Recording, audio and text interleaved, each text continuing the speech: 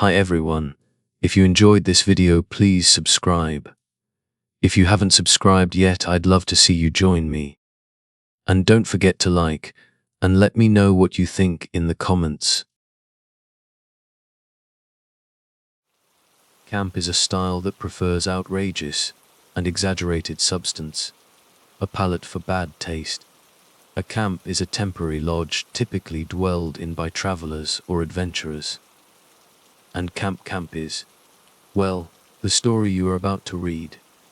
Both campy in its style and substance, and named, ever so fittingly, after the nickname given to Camp Nealhasi, the Camp. Camp Nealhasi got its unfortunately fortunate nickname from the nearby silver waters of Lake Nealhasi and the legend harbored beneath. See, at Lake Nealhasi, there's something of an urban myth that served as the lake's and surrounding campgrounds claim to fame. The Nealhasi River Monkey. Now, if you've never heard of the river monkey, you'd be forgiven, because essentially it doesn't exist, at least to some. To others, the river monkey is a deeply endearing icon of the lakeside forests of North America, a less respected Bigfoot or Nessie in virtually every way. Yet it, too, has its share of disciples, and most of them, rather conveniently, live within 50 miles of the Nealhasi, which, mind you, is not a river but a lake. So, the whole river monkey name in and of itself doesn't make a lick of sense, and neither does the legend at large. Now, you'd think that an oversized, river-dwelling primate would be the last thing on people's minds, but you'd also be wrong. See, people eat this kind of thing up, especially in the middle of nowhere, where the only thing to do is hunt down a fictionalized monkey man. Of course, he's real. The hick spat, depositing the rest of his loogie aside his boot and grinding it into the dirt. No one ain't seen Mem 'cause he's headin'. Why's he hiding? Ella asked cynically, jotting an FX adjacent to the two others, winning her 7th game of tic-tac-toe against herself. Her only worthy opponent. She did have some notes on the page, but her mind had clocked out hours ago. Was this really worth it? Driving all the way out to Timbuktu, wasting who knows how much precious petroleum just to interview some backwoods, probably inbred, tin foil hat wearing conspiracy nut, all in the name of a cheap buck. She didn't have that answer. She never did. But she was there, wasn't she? Smack dab in the middle of nowhere. And this wasn't the first time. What was it last month, again? That boy. That was a good one. How about the woman that was having sex with her husband's ghost? Or the guy who claimed he was molested by a yeti? There were some weird folks that lived out in the middle of nowhere. And, of course, by the middle of nowhere, she meant the podunks. Pocketed little cesspools squirming with the cookiest weirdos on God's green earth. And, if you could believe it, some of those weirdos made the other weirdos look like beacons of normalcy by sheer comparison, which only proved just how wacky some people can cut off from the outside world. Thankfully, most of the fringe types were harmless folks, but every now and again there'd be one that'd stir the pot. Tip the scale from conspiracy to collusion, like those crackpots that cut crop circles, the ones that gave them all a bad rap. And if they didn't, she most certainly could. Well, think about it, the man said, interrupting her inner monologue abruptly. Dribble still dribbled on his scruffy chin. If he's caught, the government will probably cut him up and experiment in shit on him. Ella nodded, biting her tongue. anything else. The man stood, obtusely quiet, until he sprang alert. "Yeah," he said, rushing back into his home. Not 5 seconds later did he emerge with a folded-up piece of paper, handing it over to the Ella. "I drew this as soon as I saw 'em. The police told me it wasn't evidence, but I swear he looked exactly like that." It was the most crudely drawn picture of a monkey she had ever seen, so much so that it looked like a fourth grader would have laughed at it. She couldn't help but crack a grin, one that only widened when she noticed the same faded print on the man's wife beater. He must have noticed her eyesight as he, too, looked down at the scribbling on the shirt and smiled a toothy grin. "You like it?" he asked, eyes wide. Old Neil Hussey liked it, they so much started selling it on shirts. "I make royalties now." "Where do they sell it?" Ella asked. "The gift shop. I got some extras if you want one." "What size is you?" the man asked, looking down at the woman's blouse and embarrassingly twitching back to eye contact with a nervous smile. "I'm good, thanks. That'll be all." Ella nodded, with a click of her tongue and pen. Of all the pedunks she had traversed in her travels, this one was the pedunkiest.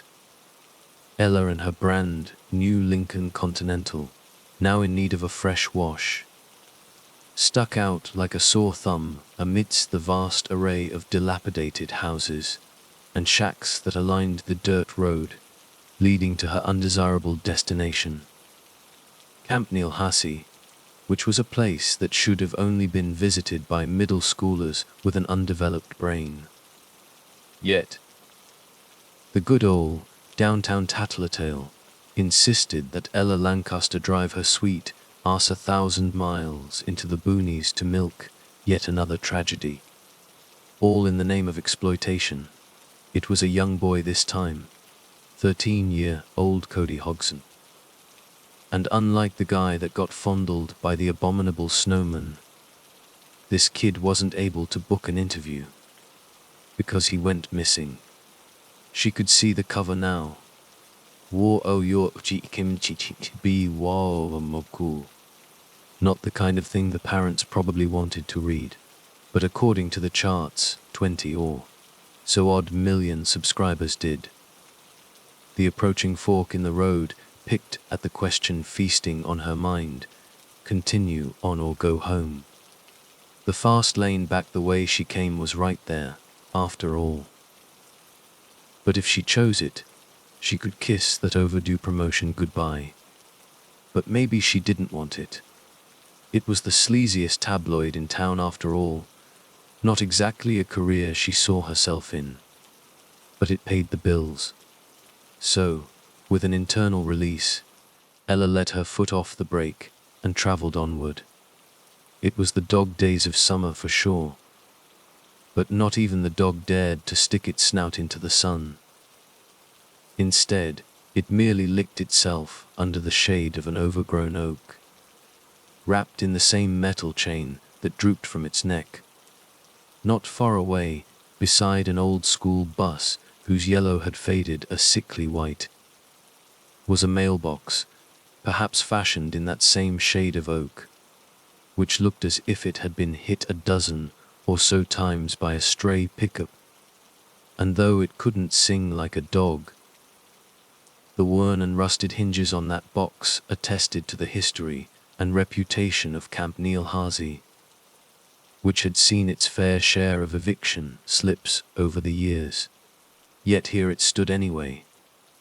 The only thing not standing, in fact, was the operator of the fine establishment, a gentleman by the name of Stanley Reese, who at one time was something of a lively, happy, go-lucky son of a gun, now diminished to something of a neurotic, rocking back and forth on the porch swing that hung against the camp office window and murmuring nonsensicals himself. Then in an instant, A brand spanking new Lincoln Continental pulled through the brush and broke to a stop atop the dusty gravel. A sight for sore eyes for Stanley, considering all the cops in and out of the place over the last 4 days. But when he noticed a fancy pants blouse and smug, chiseled woman's step from the elegant upholstery, something told him his worry wasn't for nothing. He descended the porch and skipped across the hot dirt on the balls of his bare and calloused feet. And when he reached Ella he smiled. Not genuinely, of course, but wide enough to pass off his falsetto tone as genuine. "Good afternoon, ma'am. What brings you around these parts?" He smelled like smoke, somewhere in between a cigarette and campfire. He probably hadn't showered in days, made apparent by the caked on layers of sweat that clung to his face, and the unkempt ball of hair on his head that looked like a sleeping cat. A dead, sleeping cat. "I take it you're Stanley Reese." The man nodded, clumsily. "I'm Ella.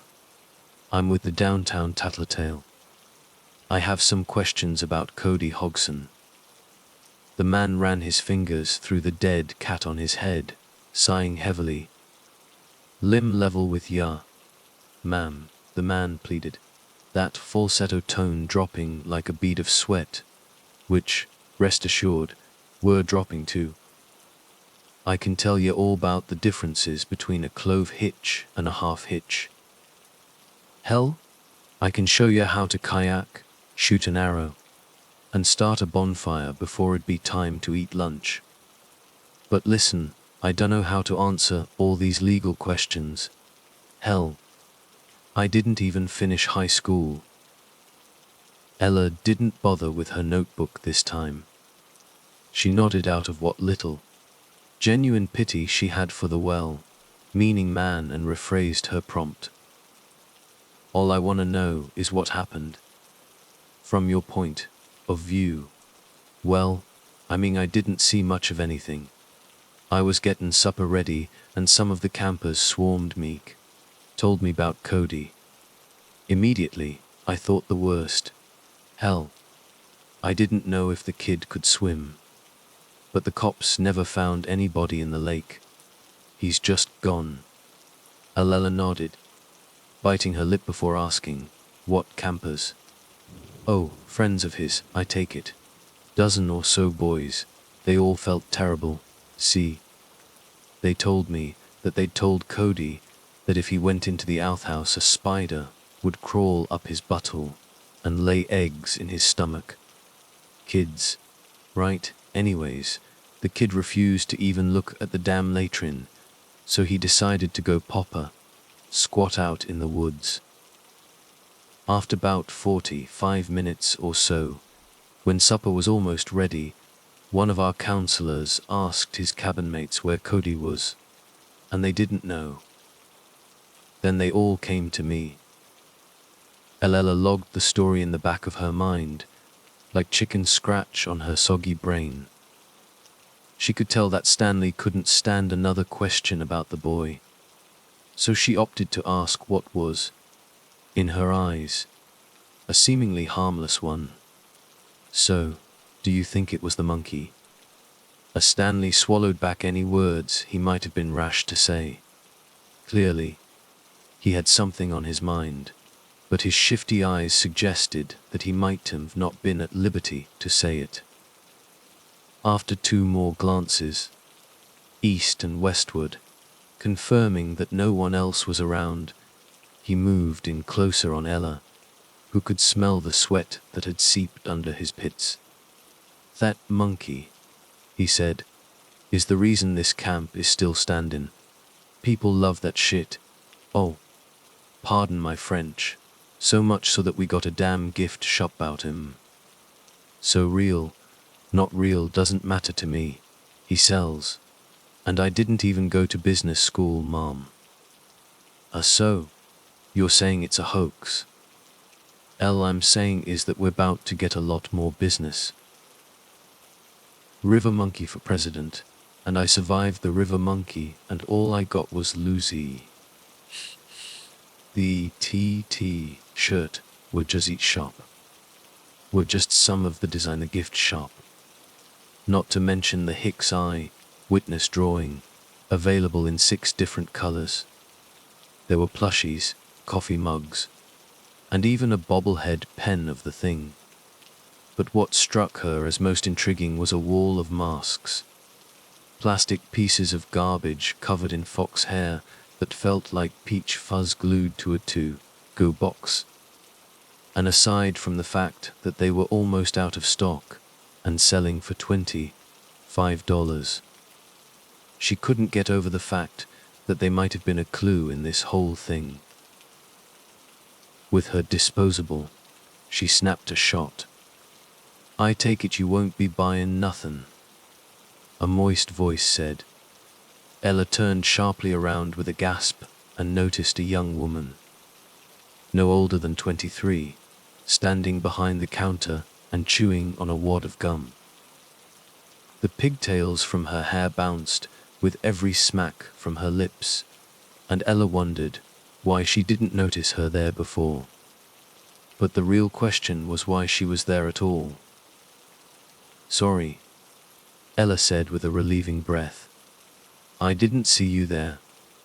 I thought you were the river monkey." "Yeah, I get that a lot." The girl reached into her jaw and removed the wad, sticking it beneath the countertop, alongside a dozen or so other flavors. "You believe in that thing?" Ella asked. The girl shrugged. "I was gonna say Stanley booked that too." Ella nodded with a half smile. "Who are?" "I'm Stanley's girlfriend," the girl said before Ella had time to finish. "I keep watch over the shop and bookkeeping." "You're that lady from the papers, huh?" she asked. She was far too young to be Stanley's girlfriend, but it seemed like that wasn't gonna stop them. "Not out here." "The downtown tattletale." "Yes," Ella said, stepping closer to the register counter. "Yeah, I've read it before. You make us country folk look like hillbillies," she said, a sour look on her face. "We're not all crazy, you know." Ella nodded softly. "I know. Sorry." It was a relief saying that word for what might have been the first time. Oh, "It's all right," the girl said, noticing the embarrassment on Ella's face. "The name's Angie," she said as she extended her hand. "Ella." The girl's hand was softer than she expected, and yet her grip was firmer. "Those masks sell well?" Ella asked. Angie looked over her shoulder and nodded. "Oh, yeah. Most popular thing we sell.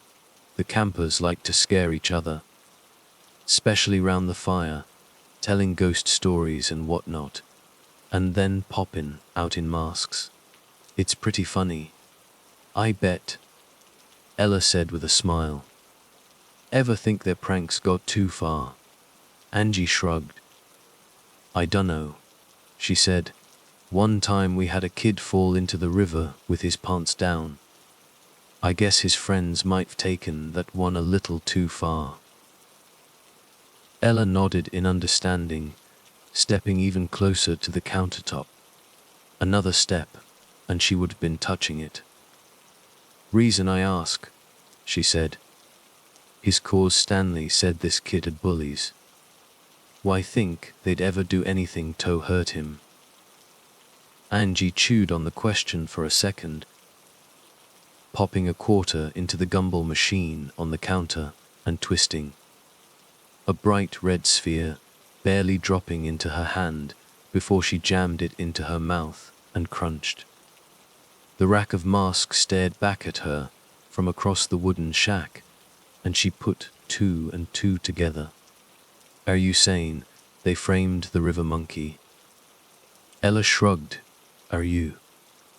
Angie couldn't answer that one. "I think it'd be hard to mistake a giant monkey for a 12-year-old kid in a Halloween mask." Angie said, duly noting the rack of masks. It was clear that the implication was a bit steep, even for Ella. How about employees? She said. Could any of them have done it? The counselors? Angie asked. Her voice was raised. Surely.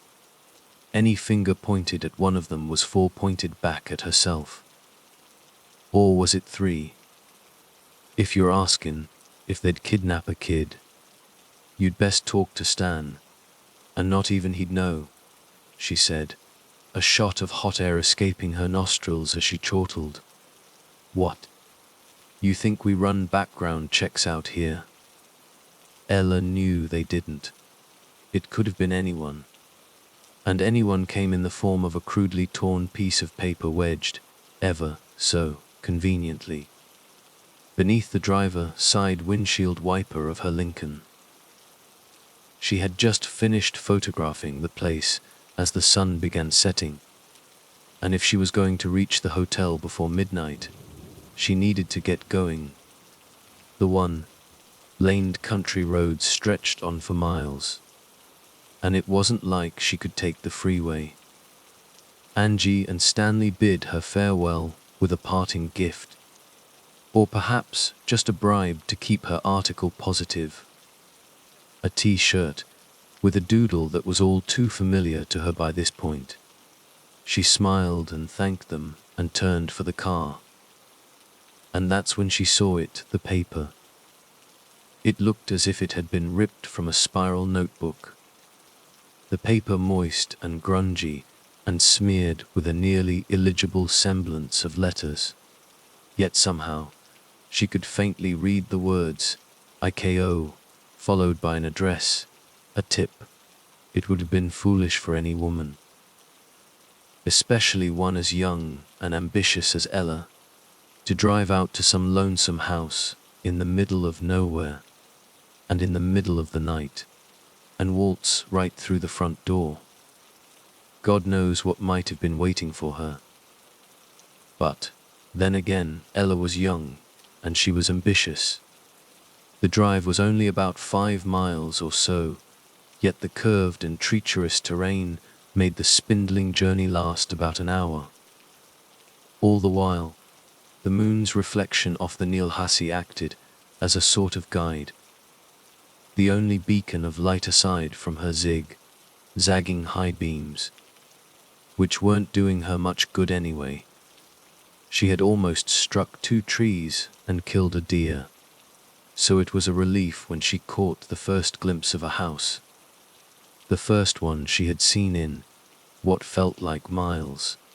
It was a solitary, beat-up-looking place, engulfed in a nearly endless darkness if not for the single bulb that illuminated the front porch. What the light revealed was about as tired-looking as she must have been. And for a moment, in her state of numbed wariness, it dawned on her that this whole thing might have been one big, practical joke. A wild goose chase orchestrated by some dumb kids, or a pissed-off camp operator and his girlfriend. She was a fool, and though she should have turned back, something in her, call it her drive, or that sheer ambition, forced her from that Lincoln, up the front steps, and onto the welcome mat, which, if it were trying to welcome her, definitely missed its hospitable mark, being about as tattered and worn as the note from her windshield. Hello. The voice was about as abrupt as the entire situation was, and yet she still wasn't expecting it. She was spooked. Through a crack in the door, she should make out a dimly lit face. A man, his skin lumpy and stretched, with jet black hair jetting out of his ears and nose. Sorry, she said, composing herself. Are you the one that left the note on my car? The man nodded. Wes. He tried to pull open the door when it snagged on the metal chain. He tried again, harder this time. You've got to unlatch the... Ella started, But before she could finish, the man ripped the chain from the dry rotted wood, its hinges squealing as it opened wide, filling the dark house with the same dull glow of the porch light. "Thanks," she murmured and stepped inside. The first step she took forced her to dip about a half-inch or so into the floor, her weight forcing the wood to creak. She caught her bearings and surveyed the house as she approached a dining room table amidst what was largely an empty room cast in the blackness of night. And rolling in from that darkness became a pungent, rancid smell, perhaps a whiff of mucky lake water through an opened window, or a dead critter beneath the elevated flooring. Either way, it stunk like a skunk, and the man seemed not to notice or not to care. "I know what happened," he said, bending down to sit across from her at the table, interrupting her self-talk. The chair bowed at his sitting, for he was a larger man, and it creaked similarly to the floor. "And who are you, exactly?" She smiled, despite her facial muscles stiffening. The man took in a long, deep breath. "I'm the bus driv," he said, his voice low and drawled, as if he was drugged or on drugs. "I drive the bus for the camp." Ella nodded excitedly. Surely an employee, especially one with knowledge of the campgrounds, such as a bus driver, would have known something of note. She took out her pad and pen. "And what did you see, sir?" The man breathed in. "I am the river monkey," he said. Ella laughed, but the man remained firm in his expression. "Stanley," he continued, "makes me dress up like a monkey." The man stood and stumped over to the closet, pulling it open and retrieving, from its depths, a large fur suit, brown and matted like any run of the mill gorilla suit from the 5 and dime Halloween store. The man dragged the suit over to the table and laid it across the tempered wood. Ella ran her fingers through the fur and stared up at the man, whose demeanor was still unchanged. "Why does he make you play dress up?" she said, a smile cracking her lips open. "Said it's good for the camp." The man said, "Legends of the river monkey brung tourists and dollars." "And the kid?" Ella immediately said, "He's okay."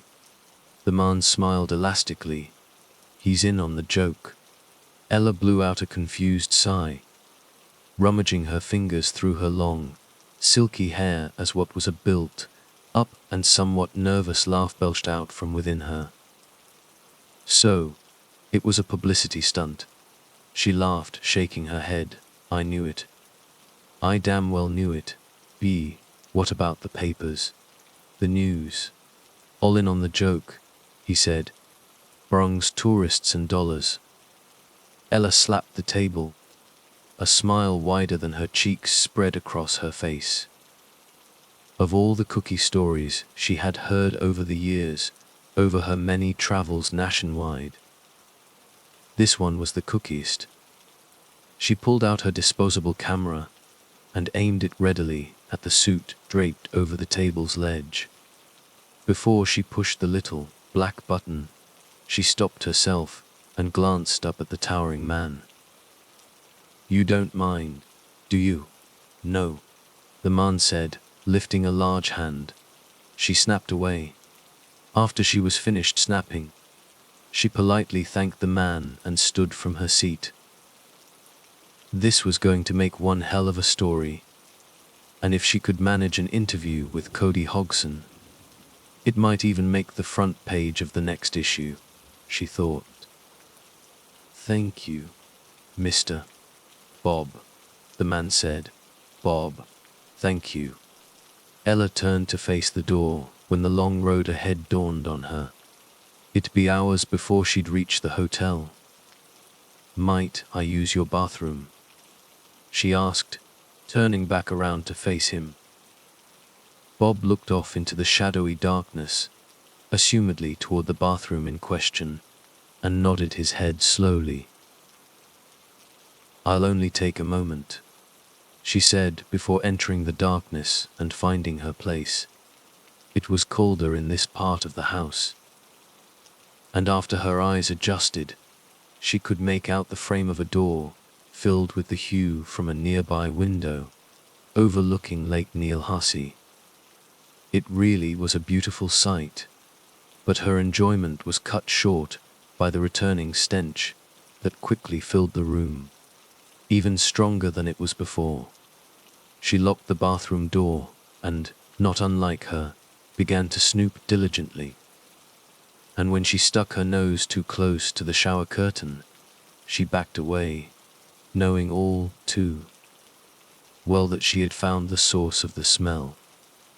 With one tug, she pulled the curtain back, and a wall of that same stench hit her in the face. She teared up with one breath, stepped back, and had to force her eyes open to see what it was. A black mass, lying in the tub. It was a body, that of a shriveled, eaten-away young boy. Cody Hodgson, no doubt. Before a moment to process, there was a thud at the door, a jiggling of the handle. Before Bob's voice, muted and monotone, pushed through from the other side. "Open the door," he said. The handle jiggled again. "What the hell is this?" Ella screamed. Bob didn't answer, and after a deafening silent moment, there was another loud thud from the other side of the door. "Open the door," the voice said. It was Bob's, but it was far deeper than even a moment before. Ella didn't respond. She had already shuffled along the bathroom wall to the window, trying to pry the rusted metal open. It wouldn't budge. The handle began jiggling faster, the thuds ramping into a succession of loud "Open, open." The voice screeched. It was deep and booming. It no longer sounded human, as if Bob was completely replaced by something awful and animal. The repeated lone word from the voice began to lose all semblance of meaning, as though the voice itself didn't even know what it was trying to say. The handle kept spastically shaking until it flew off the hinges, falling to the floor and rattling. Then, suddenly, two long, hairy fingers poked through the hole where the handle once sat and scrapped at the wood violently. When they made little progress, they retreated, and the hole was instead filled by the nostrils of something, huffing deeply through the small opening. The noises it made were panicked and shrill, like that of a tortured chimpanzee. Ella screamed, thrusting her pen into the brittle glass window with all her might. 2 jabs, and it cracked. 3, and it shattered. And 1 leap off the toilet, and she fell a story down and into the muddy grass below. She would have never loved the feel of mud and grass against her skin, but now it was the only thing she wanted to feel. Relief. She jumped to her feet and dashed for the car, not turning back. She could hear rummaging from within the house as she fled. A boost of adrenaline filled her as she turned the corner of the house and saw the Lincoln Continental, and with a final gust, she reached the car, flung open the door, and jumped inside, locking it immediately. She caught her breath, but only for a moment, as she shoved the key into the ignition and turned it. The high beams flashed on, and that's when she, finally, saw it. The Nielhasi River monkey. It was halfway from the house to the lake, sprinting with all its might with a jagged stagger. It must have been 7 feet tall and covered in a mangy coat of jet black hair. And unlike the image in her head, it was lanky, not bulky like the traditional apes she'd seen at the zoo. And, at the same time, It was like the image she had seen, the ugly one the hick had drawn. It really was that ugly. In its arm, it held Cody Hodgson. What was left of the boy, anyway? He was hanging from its gangly hand, which nearly touched the ground. And from what she could tell, there was something else hanging off of its wet fur. Skin, a type of rubbery suit fastened from human skin, which at one point she might have called Bob. It took a final glance over to the headlights, its beady eyes glowing with the reflection of the high beams, and jumped into the gloomy water without another beat. Ella, without waiting around herself, put the car in reverse and tailed it out of there. All she had after that were a panic attack and a couple of pictures, mostly of a run-down summer camp and a dirty old monkey suit, which wasn't exactly going to make her story any easier. The house, she'd come to find out, was abandoned, and the body of little Cody Hodgson was, as she knew it, vacated from its premises, either in the stomach of that thing or somewhere along the bottom of the Nealhassie. The only thing left she had to go off of was her own testimony, which, given her track record of falsified tales, wouldn't have held up all too well either. No one would ever believe her. Not even the folks back at the downtown Tattletale, who never took any of this shit seriously anyway. And who could blame them? Who could blame her? That's, at least, the story they're going with at Old Camp. With variations here and there, of course. Some of the times the yarn is spun around the fire. The campers go into the gory details of how the river monkey ate her guts out. That one usually ruins most of the group's appetite for s'mores. Or some of the times, fueled by her lust for that promotion of hers, Ella becomes the river monkey herself. A clever lil plot twist for a bunch of middle schoolers, don't you think? The truth of the matter, if such a thing even exists for such a ridiculous, campy story, is that we'll never truly know. We either listen to the witness of a pathological liar, a greedy summer camp, a handful of conspiracy theorists, or a bunch of middle schoolers. Funny, that's exactly how the river monkey would have liked it. Have you heard the urban legend frostbite before? I grew up in the rural, Canadian mountains, and I'm not sure how known it is. I was adopted at an early age, and my adoptive mother, Rosemary, used to tell me about the beast that lives at the top of the highest mountain here. She said it lives at the top because that's the coldest area and likes the lowest temperature possible. In the winter, as the weather gets colder, it supposedly travels down the mountain in search of food. No one has ever seen the beast and lived to describe its appearance. However, bodies have been found in the snow, partially devoured. The species of the beast remains a mystery. The bite marks don't appear to be any animals native to our region. Rosemary seemed to enjoy scaring me by telling me that frostbite is coming to find me and eat me.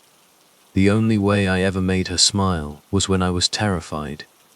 Every winter, I would have to check the thermostat before going outside and playing.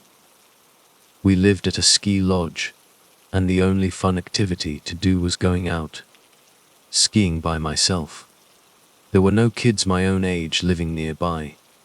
In retrospect, the isolation probably made Rosemary a little crazy, too. Going out skiing was a good way to avoid her. My adoptive father, Chris, wasn't any help against her. In fact, they both treated me like the help, and never let me forget I'm only their adopted child, not blood related. Chris was a wealthy, retired ski champion, They believed because they adopted me from less fortunate circumstances. I should be grateful. As I got older, I began to resent both of them. As a teenager, my fear of frostbite faded. I started to stay out skiing later, and I got pretty good at it. The problem with skiing down the mountain was that it's a long walk back uphill, with my skis in hand. On my way home, this especially cold evening, frostbite crossed my mind again. The darker it got, the more I began to regret my decision of being out so late. Suddenly, a bright light shined towards me from behind. I quickly turned to see a jeep driving towards me. I sighed in relief. The driver rolled down the window and asked me if I knew Chris. I explained he's my adoptive father, and the man offered me a lift to the lodge, before putting my ski equipment with his, on top of the jeep. It had been a while since I spoke to anyone aside from Chris and Rosemary, so I tried to strike up a friendship. The man's name was Tom, said he was a former colleague of Chris. He looked to be in his 30s and Chris was about 60 at the time and retired several years prior. It was a little odd. His radio was on, and even though signal was terrible, I could hear parts of the local weather report. It said it was getting especially cold that evening. All I could think about what frostbite, and how lucky I was that Tom was taking me back home. Back at the lodge, Rosemary was standing on the front porch, smoking a cigarette as the jeep pulled up. I asked Tom to wait until the car for a minute as I explained the situation to Rosemary. Like I said, she had become a little crazy, and I didn't want her to lash out in front of Tom. I apologized to her for being late. She smirked and told me she saw the thermostat. I knew what she meant. I explained who Tom was, and that he was there to see Chris. Rosemary walked over to the jeep and invited Tom inside. I stayed behind to untee my ski equipment, and then followed them into the lodge.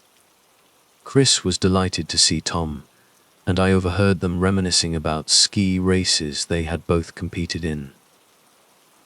As I walked into the living room, Tom was admiring the many medals and trophies Chris had displayed around the room.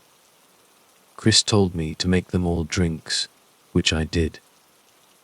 This gave me a chance to further eavesdrop on their conversation. It turns out Tom was a current ski champion that never got chance to compete with Chris. Chris retired around the time Tom started to compete. As I brought them their drinks, I distinctly remember Tom saying, "Did you know I'm world champion now?" Like I said, I really have no contemporary in the sport. He continued, "I'm not suggesting you risk your legacy at your current age, but off the books, I'm challenging you. Any mountain you like. Let the best man win." And Chris replied, "It's lonely at the top." Huh. As he looked at the highest mountain through one of the lodge windows. This was the only mountain Chris was hesitant to ski on, due to it being very steep and dangerous. I never dared to either. Rosemary told me that the mountain top is the coldest area of the region, meaning it's likely where frostbite lives. If you believe the legend, that is. No one has ever skied down it successfully, Chris explained, but if anyone could, it would be us. I look at that mountain every day. It torments me. Tom replied, "If that's the mountain you choose, let's do it." Rosemary interrupted by asking, "Is this a bet? What would my husband even stand to gain if he makes it down alive and beats you?" Chris explained this wasn't about money, only reputation and love for the sport. Despite her objections, they toasted to the upcoming race and offered Tom the guest room for the night, which he accepted. The race happened the following morning. I watched them leave in the jeep from my bedroom window. No goodbyes. That was the last Rosemary and I ever saw of either man alive. Several years pass and I was now in my 20s, still living at the lodge with Rosemary. She still treated me as her servant, but due to her smoking, she had become ill of health. Honestly, I was glad. It wouldn't be long until she passed away and I would inherit the lodge and my parents' wealth. It's what kept me going through all of her mistreatment. One day, as she was coughing her lungs out, she lamented to me how she wished for closure about Chris before she died. When he disappeared, a search party was organized but called off very quickly. Like I said, the mountain is very dangerous. Searching it all was unrealistic, even for two public figures. Aside from the jeep, no trace of them was ever found. Rosemary wanted to find their bodies. I suggested that only experienced skiers have a chance of making it all the way down the slope. "I've watched you ski," Rosemary said. "What's stopping you from going down there yourself?" That was the closest thing to a compliment I ever got from her. I stuttered before managing to get out one word: frostbite. She turned away from me in disgust. Later, I noticed her staring out of the same window Chris did, contemplating. She told me to find 3 professional skiers in the area and invite them to the lodge, which I reluctantly did. It was refreshing to have visitors at the lodge. They weren't exactly champions, but they were the best I could find. The first 2 to arrive were young men, Sir Roger and Kenny, and they just seemed happily to be getting a free ski trip and accommodation. The final skiers, Amalia, arrived and was drop-dead beautiful. She looked like Rosemary did in photos of her younger days, before I was born. Amelia assumed I was hired help and threw her luggage at me. I wasn't even annoyed. A woman as beautiful as her could mistreat me as much as she likes. You can probably tell I didn't get to see many women while living in the mountains. I became immediately drawn to Amelia at first sight. While escorting her into the lodge, I then remembered what was in store for her. She recognized Chris' photos on the wall and said she's a fan of his. "Whatever happened to him?" she asked. As I hesitated to explain, the other 2 skiers introduced themselves to her. Good timing. I discreetly went to Rosemary's bedroom and told her all of her guests had now arrived. I summoned up the courage to ask her, "Are you going to tell them about frostbite?" She scolded me for even bringing that up. As we walked towards the living room, I noticed the thermostat. Again, it was one of the coldest days of the year. I had a horrible feeling about Rosemary's scheme, but at this point, I was in too deep to prevent it. Rosemary quickly changed her demeanor as she introduced herself. I had never seen her so gracious.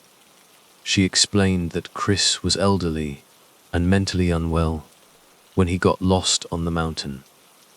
This was definitely bending the truth, but it put any trepidation the guests had about the mountain at ease. The first skier to make it down the mountain wins the lodge when she dies. I was lost for words. All these years I served her, and she offers my rightful inheritance to strangers. What next? Rosemary offers an additional cash prize of $50,000 to anyone who finds her husband and can prove it. I struggled to maintain my composure. Amelia bluntly asked, "How can we prove we found him? We can't exactly carry an entire body down to the bottom of the mountain." Rosemary replied, "His wedding ring will do." She then directs her guests to a table with an assortment of cams that I bought for them, tracking body devices, and I bought for them. the body cam to prove they skied down the mountain, and the tracking device in case they get stuck on the mountain for whatever reason. All three skiers accepted the challenge. The next morning, I watched Roger, Amelia, and Kenny drive away towards the mountain. Rosemary turned on the TV monitor. The screen was divided into quarters, so we could watch all three body cams at the same time, with the bottom right corner being left blank. "Get me a glass of brandy, will you?" she demanded. Overcome with anger, I snapped at her. "I'm your son. How can you give away all of my inheritance?" I expected her to hit me for my disobedience, but this time, she didn't. She said, "This race includes you. You want the money and lodge Chris worked all his life for. Do what he did. Go earn it." After giving it some thought and looking at the thermostat, I couldn't. I didn't have the nerve. Rosemary laughed at me and said, "You better hope none of those skiers make it back here alive." I sat and watched the events unfold with her. I was keeping an eye out for any sign of frostbite. Roger was the first to be eliminated. He went off a cliff, landed on a boulder, and stopped moving. The impact sounded like bones breaking.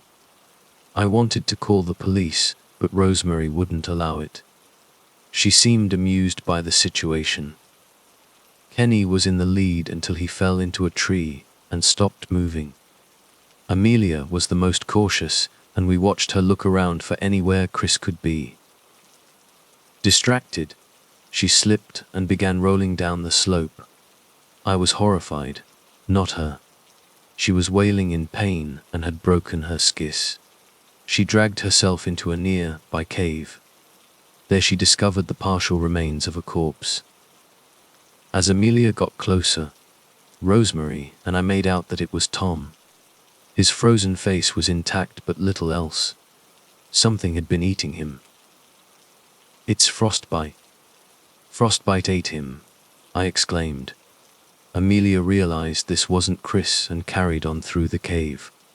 It was then she found Chris, frozen in the ice, eating Tom's flesh from the bone. It was then I realized frostbite wasn't a beast. It was people. People in the mountains who were desperate and had to eat each other to survive a little longer. Amelia proclaimed, "I found him. But I can't make it back by myself. Someone come and get me, please." Well, she was right. Injured and without skis, there was no way she'd make it back by herself. I picked up a body cam, tracking device locator, and my ski equipment and packed it into the family car. As I drove away, Rosemary continued to drink and watch the monitor. All four quarters now functioning. As I went down the mountain, I saw the remains of Roger. His head was crushed and his brain was splattered across the boulder. It was a horrifying sight. Next, I skied towards Kenny, who was impaled by a tree below. His intestines were wrapped around the top of the tree like they were Christmas decorations. At this point, I was becoming desensitized by all the gore I had seen that day. I was thinking about Rosemary, watching my body cam footage, and the sick pleasure she was probably getting from all this. My locator directed me to the cave and I greeted Amelia. She looked in bad shape and didn't move much. "You saved me," she said. I was proud of myself, and I hoped Rosemary was a little proud of me too, watching from home. Amelia said, "One problem. I couldn't find Chris' ring. I looked everywhere. Is it possible he didn't bring it with him?" I wasn't sure, but I figured Rosemary had seen Chris through our body cams, so the ring wasn't necessary. More importantly, I realized in my haste I hadn't really planned how to get Amelia down the rest of the mountain. Damn it! I made a shift sleigh with my skis and some of Chris and Tom's items and began to drag Amelia out of the cave. I had to move Amelia slowly so not to injure her further. It was far from ideal, but I figured Rosemary would call the authorities for help. We begged her to. Several days passed. I dragged for as long as I could each day. The hungrier and weaker I got, the more time I spent resting. We resorted to eating snow along the way. At this point, we were both starving and close to death.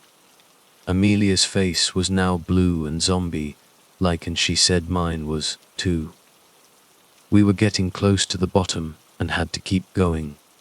The lodge was finally in sight and I collapsed. I was unable to get up after dropping to my knees. "We're here, but I can't go on," I told Amelia. She untied herself from the sleigh and miraculously carried on walking without me. I was stunned. That bitch! She was walking with a limp, but she was in much better shape than me. I guess I recovered. "I'll come back for you," she promised. I didn't believe her, but I strangely admired the way she used me. I was falling in love with her. I supposed Amelia had won and inherited the lodge, but in the moment, I was only concerned with surviving. After resting for a short time, I managed to drag myself up and continue to the lodge. I was too close to let myself die out there. Every step was more painful than the last. As I got to the driveway, I began to smell food. It seemed Rosemary had cooked one of her roast dinners. Gravy, roast beef, stuffing. Was I hallucinating? I felt I was arriving at the gates of heaven. I opened the door and followed the smell into the kitchen. There was nothing but empty plates. Well, there was some dried gravy left over, which I immediately licked clean off the plates. I then drank and ate what was left in the fridge, which was very little. I was still starving. Rosemary stepped into the doorway. "Oh, you're back. I didn't prepare any food for the loser," she said. Rosemary dropped Chris' wedding ring onto the counter. "Amelia stashed it when you weren't looking. Rather amusing, isn't she? She's won the lodge and the cash prize." Or in that moment, my anger for Rosemary hit boiling point. It was beyond my control. I launched at her, falling down on top of her. She tried to scream, but her lung issues prevented it. I tore her throat out with my teeth and ate it. Honestly, it was delicious. I couldn't stop myself. I continued eating her flesh off the bones until my hunger pains eased. Where is Amelia? I wondered. How would I explain this? Would she understand? I crept upstairs and found her sleeping in the guest room. She was breathing softly. I didn't wake her and crept back down. A mirror in the hallway caught my attention. My skin was blue. My eyes were bloodshot red, and Rosemary's blood was dripping all down my chin. I looked like more of beast than man. I was staring into the face of frostbite, terrified of what I had become. Suddenly, I snapped out of it. Time to clean up this mess before Amelia wakes up. With no food left in the house, I decided to trim the remaining meat off of Rosemary with a carving knife. Waste not, want not. With just her skeletal remains left, I dragged her outside and buried her deep in the snow. The local authorities will chalk it up to another frostbite killing. For good measure, I deleted all body cam footage of the ski race. No motive. As far as the authorities would be concerned, I loved my mother.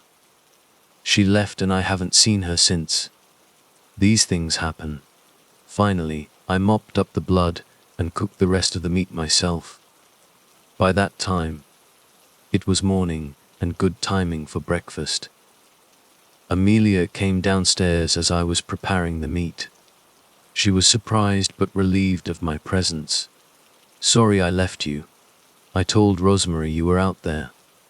Where is she anyway? I explained that Rosemary left and Amelia was now the benefactor of her estate. Her attitude immediately shifted, and she reminded me of Rosemary. She sat in the dining room, and I served her breakfast, medium rare steak with gravy. As she took her first bite, I stood patiently waiting for her approval. "You can stay," she said, satisfied with my cooking. "I'm now living as her servant, and I'm the happiest I've ever been." The Appalachian Mountains stretched out before me, a magnificent tapestry of rolling hills, dense forests, and jagged peaks. This ancient range, stretching all the way from Georgia to Maine, holds some of the most stunning landscapes in North America. The morning sun cast a golden hue over the Blue Ridge Mountains to the east, their soft contours bathed in a warm, amber light. In contrast, the great Smoky Mountains to the west remained, shrouded in their ethereal mist, their valleys veiled in a silvery fog that clung stubbornly to the trees, giving the landscape an otherworldly quality. The Appalachian Trail, winding like a serpentine ribbon through this vast wilderness, was both a challenge and a sanctuary for those like me who sought solace in nature's embrace. This 200-mile footpath, the longest hiking only trail in the world, offers a journey through diverse ecosystems. From the lush deciduous forests of the south to the rocky, alpine peaks of New England, each section of the trail has its unique charm and challenges, making it a true pilgrimage for hiking enthusiasts. In the early morning light, the trail revealed its treacherous wildflowers blooming in a riot of colors, their petals glistening with dew, towering trees, their leaves whispering secrets in the gentle breeze, and crystal clear streams, their waters singing a soothing lullaby as they danced over smooth stones. The air was filled with the fresh scent of pine and earth, invigorating and pure, a reminder of the unspoiled beauty of these mountains.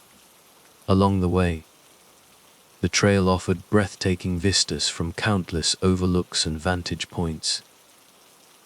Standing on the edge of a rocky outcrop, I could see the land stretching out in all directions, an endless sea of green punctuated by distant peaks and ridges.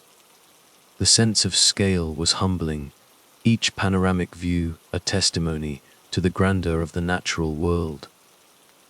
The Appalachian Trail also meandered through quaint, historic towns that seemed frozen in time, where friendly locals welcomed weary hikers with warm hospitality and tales of the trail. Shelters and campsites dotted the path, providing a place for rest and camaraderie among fellow adventurers. These spots were often alive with the sounds of laughter and shared stories, creating a sense of community among those who had undertaken the journey. Wildlife thrived in this protected corridor of nature. It was not uncommon to spot white-tailed deer grazing in meadows, black bears foraging in berry bushes, or hawks soaring high above, their keen eyes scanning the ground for prey. The chirping of songbirds provided a constant soundtrack, their melodies weaving through the rustling leaves and babbling brooks. Each step on the Appalachian Trail brought a new discovery, a deeper connection to the land and its timeless rhythms. For experienced hikers like me, this trail was more than just a path through the mountains. It was a journey into the heart of the wilderness, a place where one could find both challenge and peace, adventure and reflection. Here, amid the ancient peaks and verdant valleys, the soul found its true sanctuary. I stood at the trailhead, inhaling the crisp, pine-scented air, my heart thrumming with anticipation. As an experienced hiker, I had traversed many of the world's most renowned trails, but there was something uniquely captivating about the Appalachians. Honestly, their rugged beauty and storied history called to me in a way few places could. Today, I was setting out on a path less traveled, a forgotten spur of the main trail, rumored to be abandoned and wild. It was precisely the kind of adventure I craved. With my backpack securely fastened and my hiking boots laced tight, I felt a surge of confidence. Years of preparation and countless miles of hiking had honed my skills and instincts. I was ready for whatever lay ahead, eager to lose myself in the untouched splendor of these ancient mountains. The trail I had chosen was known to be challenging, but that only fueled my determination. I sought the thrill of the unknown, the satisfaction of conquering the untamed. As I ventured deeper into the forest, the sounds of civilization faded away, replaced by the symphony of nature. Leaves rustled gently in the breeze, and birdsong echoed through the trees. Yet, there was also an undercurrent of something else, an almost imperceptible whisper that seemed to drift on the wind. The hairs on the back of my neck prickled as I paused to listen. Was it just the wind, or something more? The path grew narrower, the trees more gnarled and twisted. Shadows danced in the corners of my vision, and I couldn't shake the feeling of being watched. A rustling in the underbrush made me turn sharply, but there was nothing there. It was just my imagination, I told myself, fueled by the eerie silence that had settled over the forest. Still, the sense of unease lingered, a silent companion on my journey. I pressed on, determined to uncover the secrets of this forgotten trail. The mountains loomed larger, their majestic peaks now shrouded in an ominous mist. The beauty of the Appalachian wilderness was undeniable, but beneath its tranquil surface, something ancient and unknowable seemed to stir. With each step, I felt as though I was not just walking a trail, but crossing a threshold into a realm where the past and present intertwined, and where every shadow held a story waiting to be told. Little did I know, my adventure was about to take a dark and twisted turn, leading me into the heart of an ancient mystery that would challenge everything I thought I knew about the natural world and myself. As the morning sun climbed higher, I found myself deep within the Appalachian wilderness, far removed from the well-trodden paths of the main trail. The forest had grown denser, the air cooler, and the shadows longer. It was then that I stumbled upon something unexpected, a sign old and weathered, almost obscured by vines and moss. Curiosity piqued. I pushed aside the foliage to get a better look. The sign was barely legible, its paint faded and peeling, but I could just make out the words, Old Lonesome Trail. It wasn't marked on any of my maps or guides, and I couldn't recall reading about it in any of my extensive research. Beneath the trail's name, a crude warning was scrawled, Abandoned. Enter at your own risk. I felt a chill that had nothing to do with the temperature. Stories of strange occurrences and unexplained disappearances in these parts were common enough to be folklore. But here, faced with tangible evidence of such tales, I hesitated. The trail itself was barely discernible, overgrown with thick underbrush and framed by trees whose branches seemed to reach out like skeletal fingers. Despite the unease gnawing at the back of my mind, a stronger emotion surged forth. Curiosity, the thrill of uncovering something hidden, something perhaps long forgotten, was too enticing to resist. After all, wasn't this the adventure I sought? I glanced around, half expecting someone or something to appear and dissuade me, but the forest remained still. I took a deep breath, steeling myself against the unknown. My fingers tightened around the straps of my backpack, and I made the decision. Step by step, I slowly ventured off the familiar trail and onto the old lonesome. The transition was almost physical, as if I had crossed an invisible boundary into another world. The air grew heavier, the forest quieter, and the sense of being watched intensified. Every sound seemed amplified. The crunch of leaves underfoot, the occasional snap of a twig, my own breathing. Yet, the further I went, the more determined I became.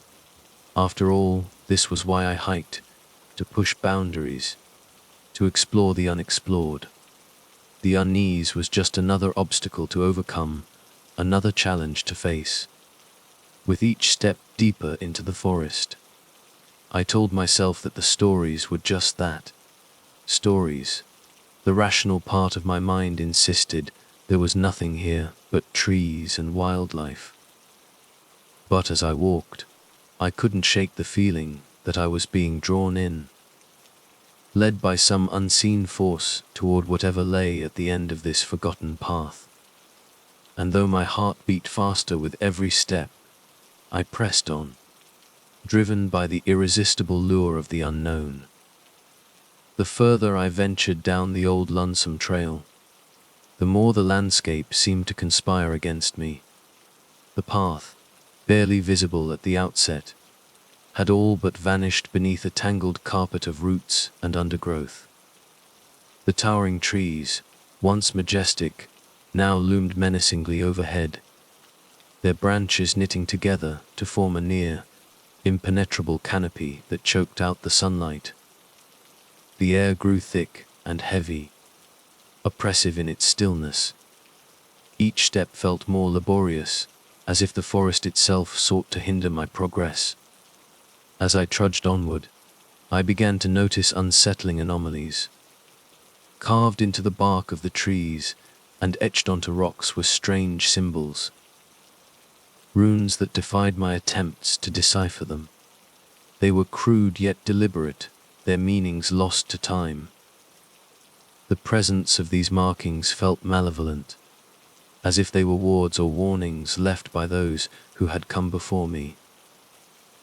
I paused to examine one particularly intricate symbol, running my fingers over the rough grooves, when the forest fell eerily silent.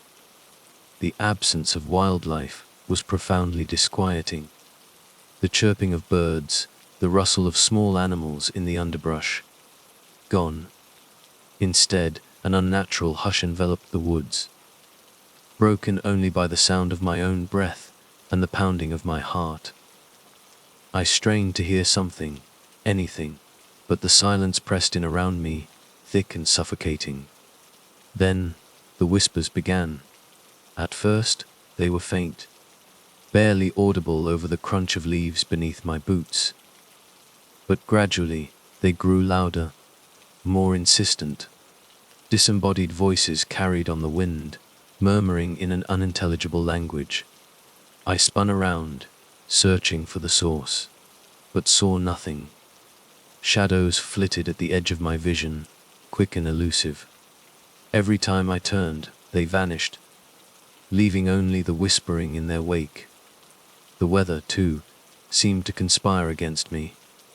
A dense fog rolled in, reducing visibility to mere feet. The temperature plummeted, the sudden chill biting through my layers. I shivered, not just from the cold but from the growing realization that I was not alone on this trail. The forest, it seemed, was alive with a presence, something ancient and hostile. My resolve wavered, but my curiosity pushed me onward. It was then that I stumbled upon the remnants of a previous hiker's camp. The sight stopped me in my tracks. The campsite was a ruin, tent collapsed, belongings scattered, and a fire pit long cold. Among the debris, I found a journal, its pages yellowed and brittle with age. I sat on a fallen log, carefully turning the pages. The entries were a chilling mirror of my own experiences, strange symbols, eerie silences, whispers in the wind. The writer detailed a growing sense of dread, an awareness of being watched. The final entry was frantic, the handwriting jagged and rushed. I can't ignore it anymore. Something is out here, something old and angry. I can feel its eyes on me, hear its voice in my mind. I tried to leave, but the path, it won't let me go. If you find this, turn back now. Leave before it's too late. Leave. Or you'll never leave at all. The warning sent a jolt of fear through me. I looked around, half expecting to see the writer's fate in the shadows. My confidence eroded, replaced by a gnawing terror. I stood, stuffing the journal into my pack. The need to continue warred with the instinct to flee, but my path was set. I had come this far, and I had to see it through, though each step forward now felt like a step into the unknown, a descent into a darkness from which I might never return. I pushed onward, every sense on high alert, aware that whatever lay ahead, it was watching, waiting, and drawing me ever deeper into its grasp. The fog thickened as I pressed forward, each step echoing with the crunch of dead leaves and the snap of brittle twigs. The journal's warning replayed in my mind, a relentless drumbeat of dread. My heartbeat quickened, the sensation of being watched growing stronger with every passing moment.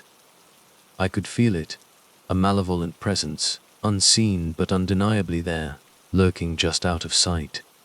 My breaths came shallow and fast, and I forced myself to stop and listen. The whispers had ceased, replaced by a suffocating silence.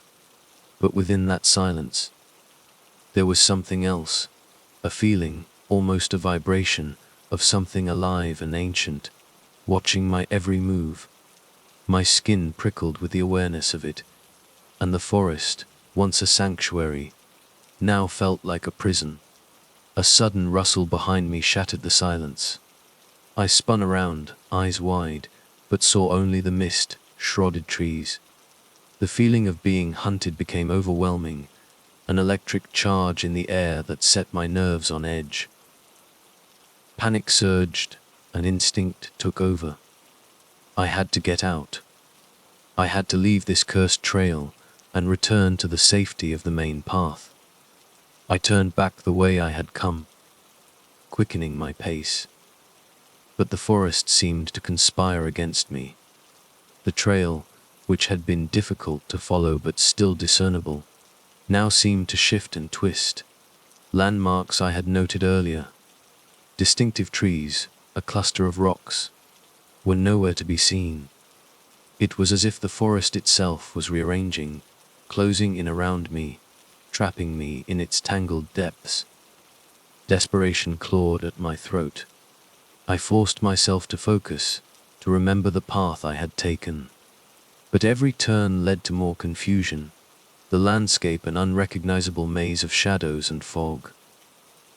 My sense of direction evaporated, replaced by a disorienting fear that gnawed at my sanity.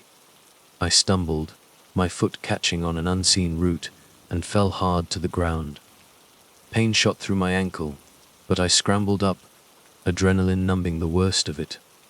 I had to keep moving, had to find a way out, but the path was gone, swallowed by the ever-encroaching forest. Tears of frustration and fear blurred my vision. I was trapped, caught in a nightmare with no escape. The realization hit me like a physical blow. I was not alone, and whatever was out there was toying with me, leading me deeper into its lair. A low, guttural sound echoed through the trees, a growl, or perhaps a laugh.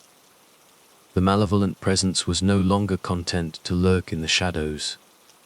It was making itself known, closing in for the kill. My heart pounded in my ears as I picked a direction at random and ran, branches tearing at my clothes and skin. The fog thickened, the world around me narrowing to a tunnel of grey and green. I ran until my lungs burned and my legs threatened to give out. The growls grew louder, closer, the shadows more aggressive in their pursuit.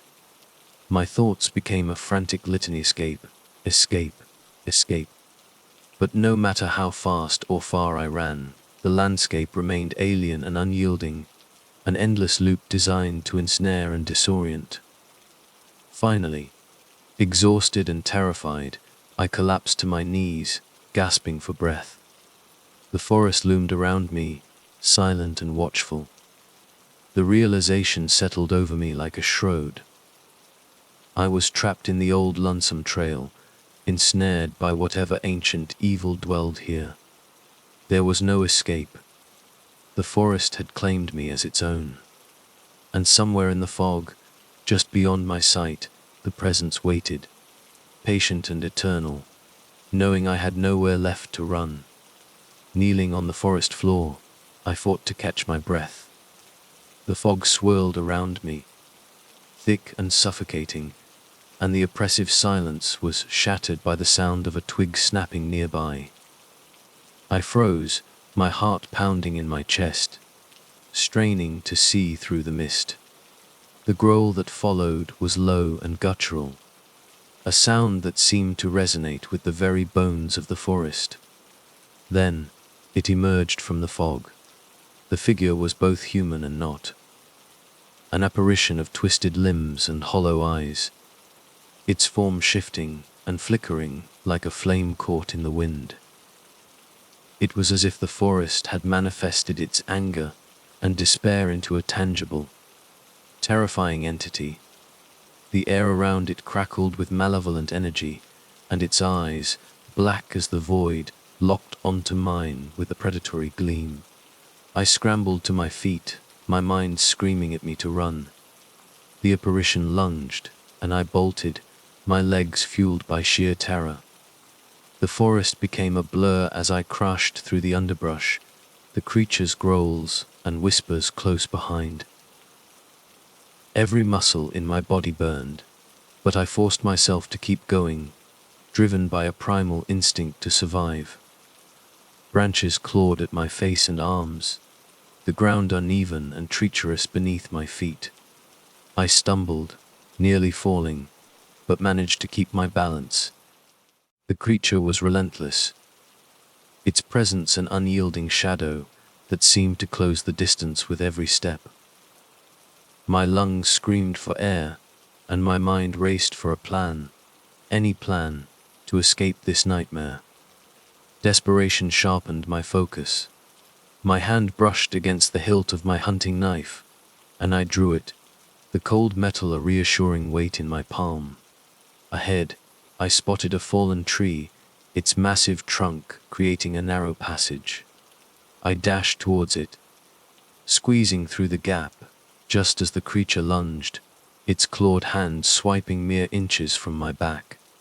I turned to face it, knife raised, my breath ragged and my heart hammering in my chest.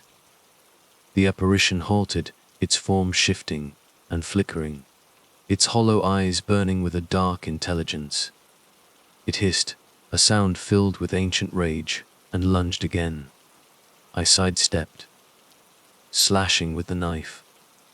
The blade passed through the apparition, meeting little resistance, but the creature recoiled, its form distorting with a shriek of pain. Realizing I could hurt it, I pressed the attack, using every ounce of strength and skill I had. The fight was brutal and chaotic, a whirlwind of movement and shadows. The creature's claws raked across my arm, drawing blood, but I didn't let up. I swung my knife again and again, each strike a desperate bid for survival. With a final, determined effort, I lashed out, driving the blade deep into the apparition's core. It let out a deafening scream, a sound that seemed to shake the very trees.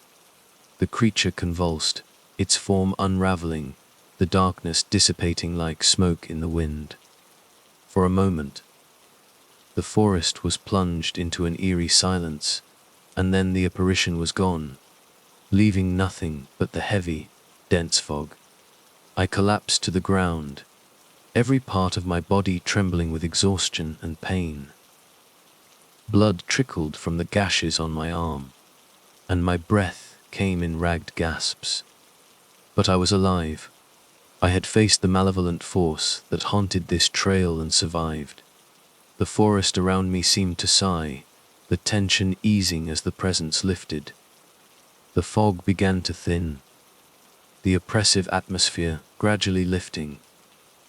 I looked around, half expecting the creature to reappear, but the woods remained still.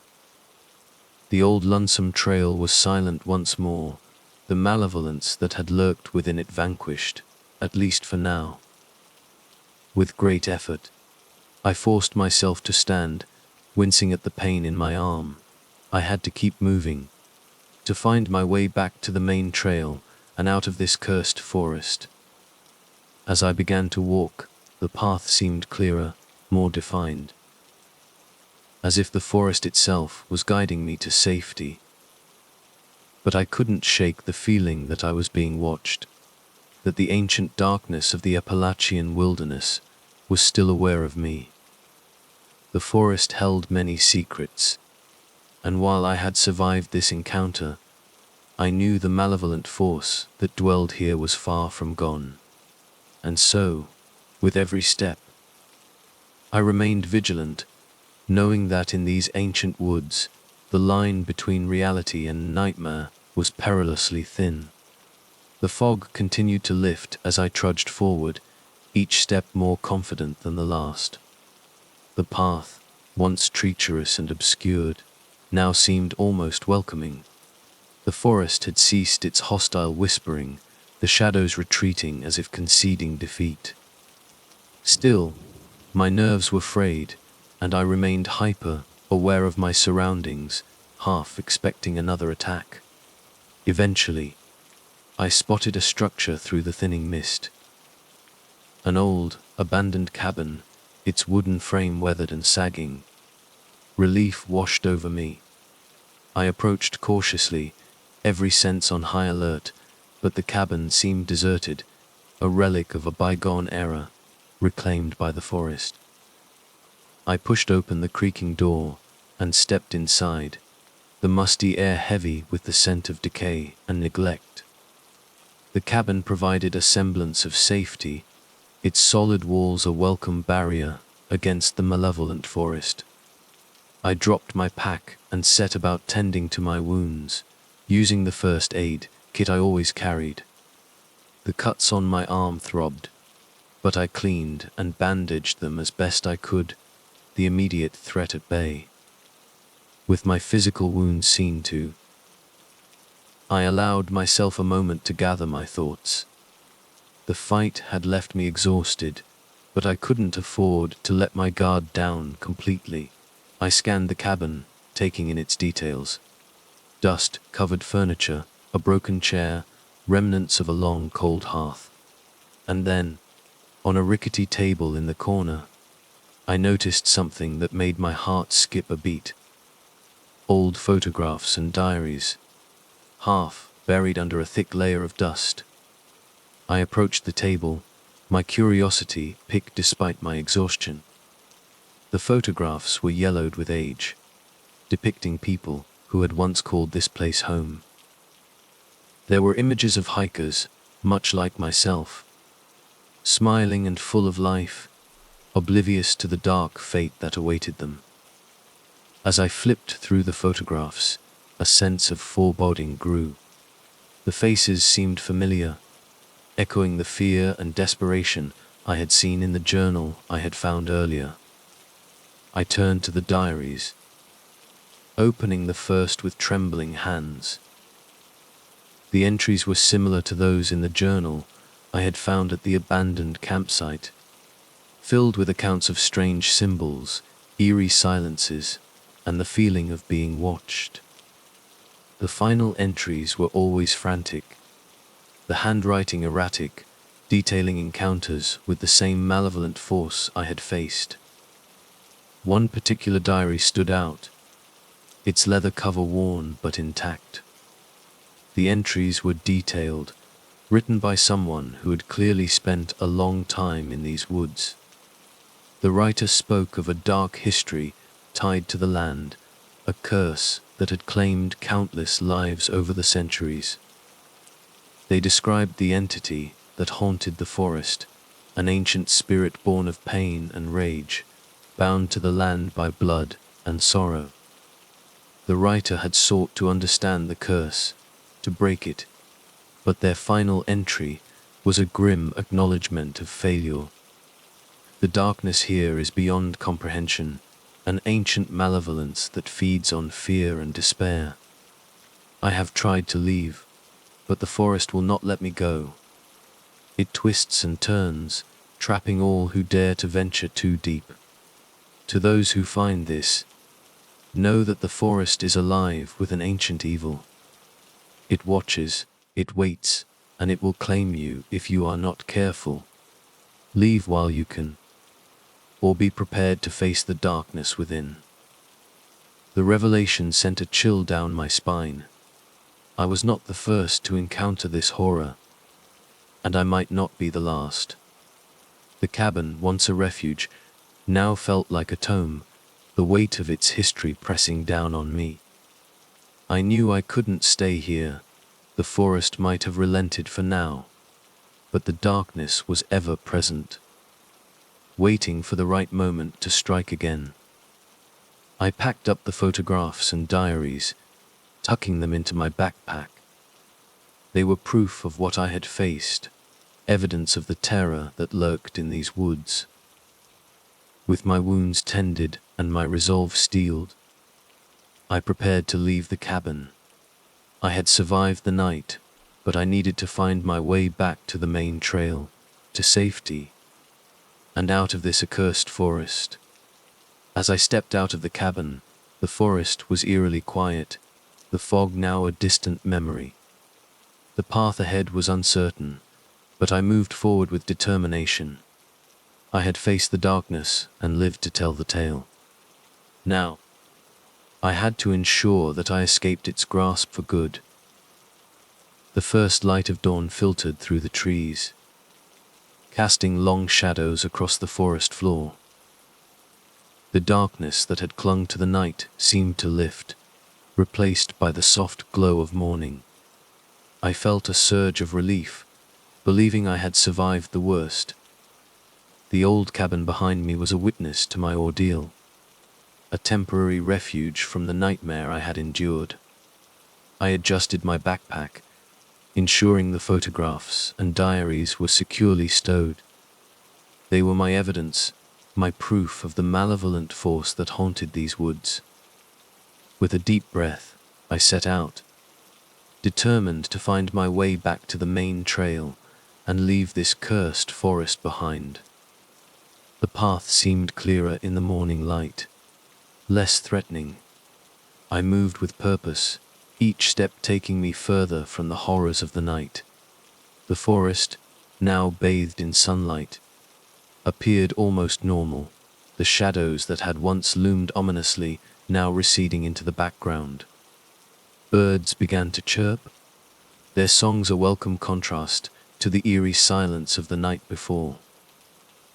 But as I walked, a nagging doubt began to creep into my mind. The landmarks looked familiar, too familiar. A distinctive gnarled tree, a cluster of moss-covered rocks, each seemed to repeat itself in an unsettling pattern. My pace quickened, driven by a growing sense of unease. I tried to shake off the feeling, attributing it to exhaustion and fear, but the forest had other plans. The sun climbed higher, casting dappled light on the trail ahead. My confidence wavered as I noticed the path becoming increasingly familiar. Panic set in when I saw it. The old weathered signpost, half obscured by vines and moss. Old Lonesome Trail. It read. just as it had the day before. My heart sank, the realization hitting me like a punch to the gut. I stood frozen, staring at the signpost, the full horror of my situation dawning on me. The forest had led me in a circle, back to where it all began. The feeling of being watched returned, a sinister presence lurking just beyond the edge of my vision. The malevolent force had never truly let me go. It had toyed with me, allowing me a fleeting sense of hope only to crush it in an instant. Desperation clawed at my throat. I spun around, looking for any sign of a different path or way out. But the forest remained unchanged, the trees and underbrush forming an impenetrable barrier. The oppressive atmosphere returned, the whispers starting anew, carried on the wind like a cruel taunt. I was trapped, caught in a supernatural loop with no escape. The realization settled over me, cold and final. The forest had claimed me as its own, just as it had with the hikers before me. The old lonesome trail was not just a path, but a prison, and I was its latest inmate. With a sinking heart, I understood that I was doomed to face the horror again. The forest would not let me leave. It would continue to twist and shift, leading me in endless circles until I succumbed to the darkness within. The dawn's light, once a beacon of hope, now felt like a cruel joke. As I stood there, the forest around me seemed to close in, the shadows lengthening despite the rising sun. The ancient, malevolent presence watched, waiting for me to make my next move. I tightened my grip on my backpack, the photographs and diaries a heavy burden, knowing that my struggle was far from over. With no other choice, I took a deep breath and stepped forward, the old lonesome trail stretching out before me. The forest had won this round, but I would continue to fight, to seek a way out of this endless nightmare. As I walked, the whispers grew louder, the shadows deeper, and the realization that I might never escape became an ever-present weight on my soul. King Island loomed out of the mist like a ghostly lookout in the middle of the Bering Sea.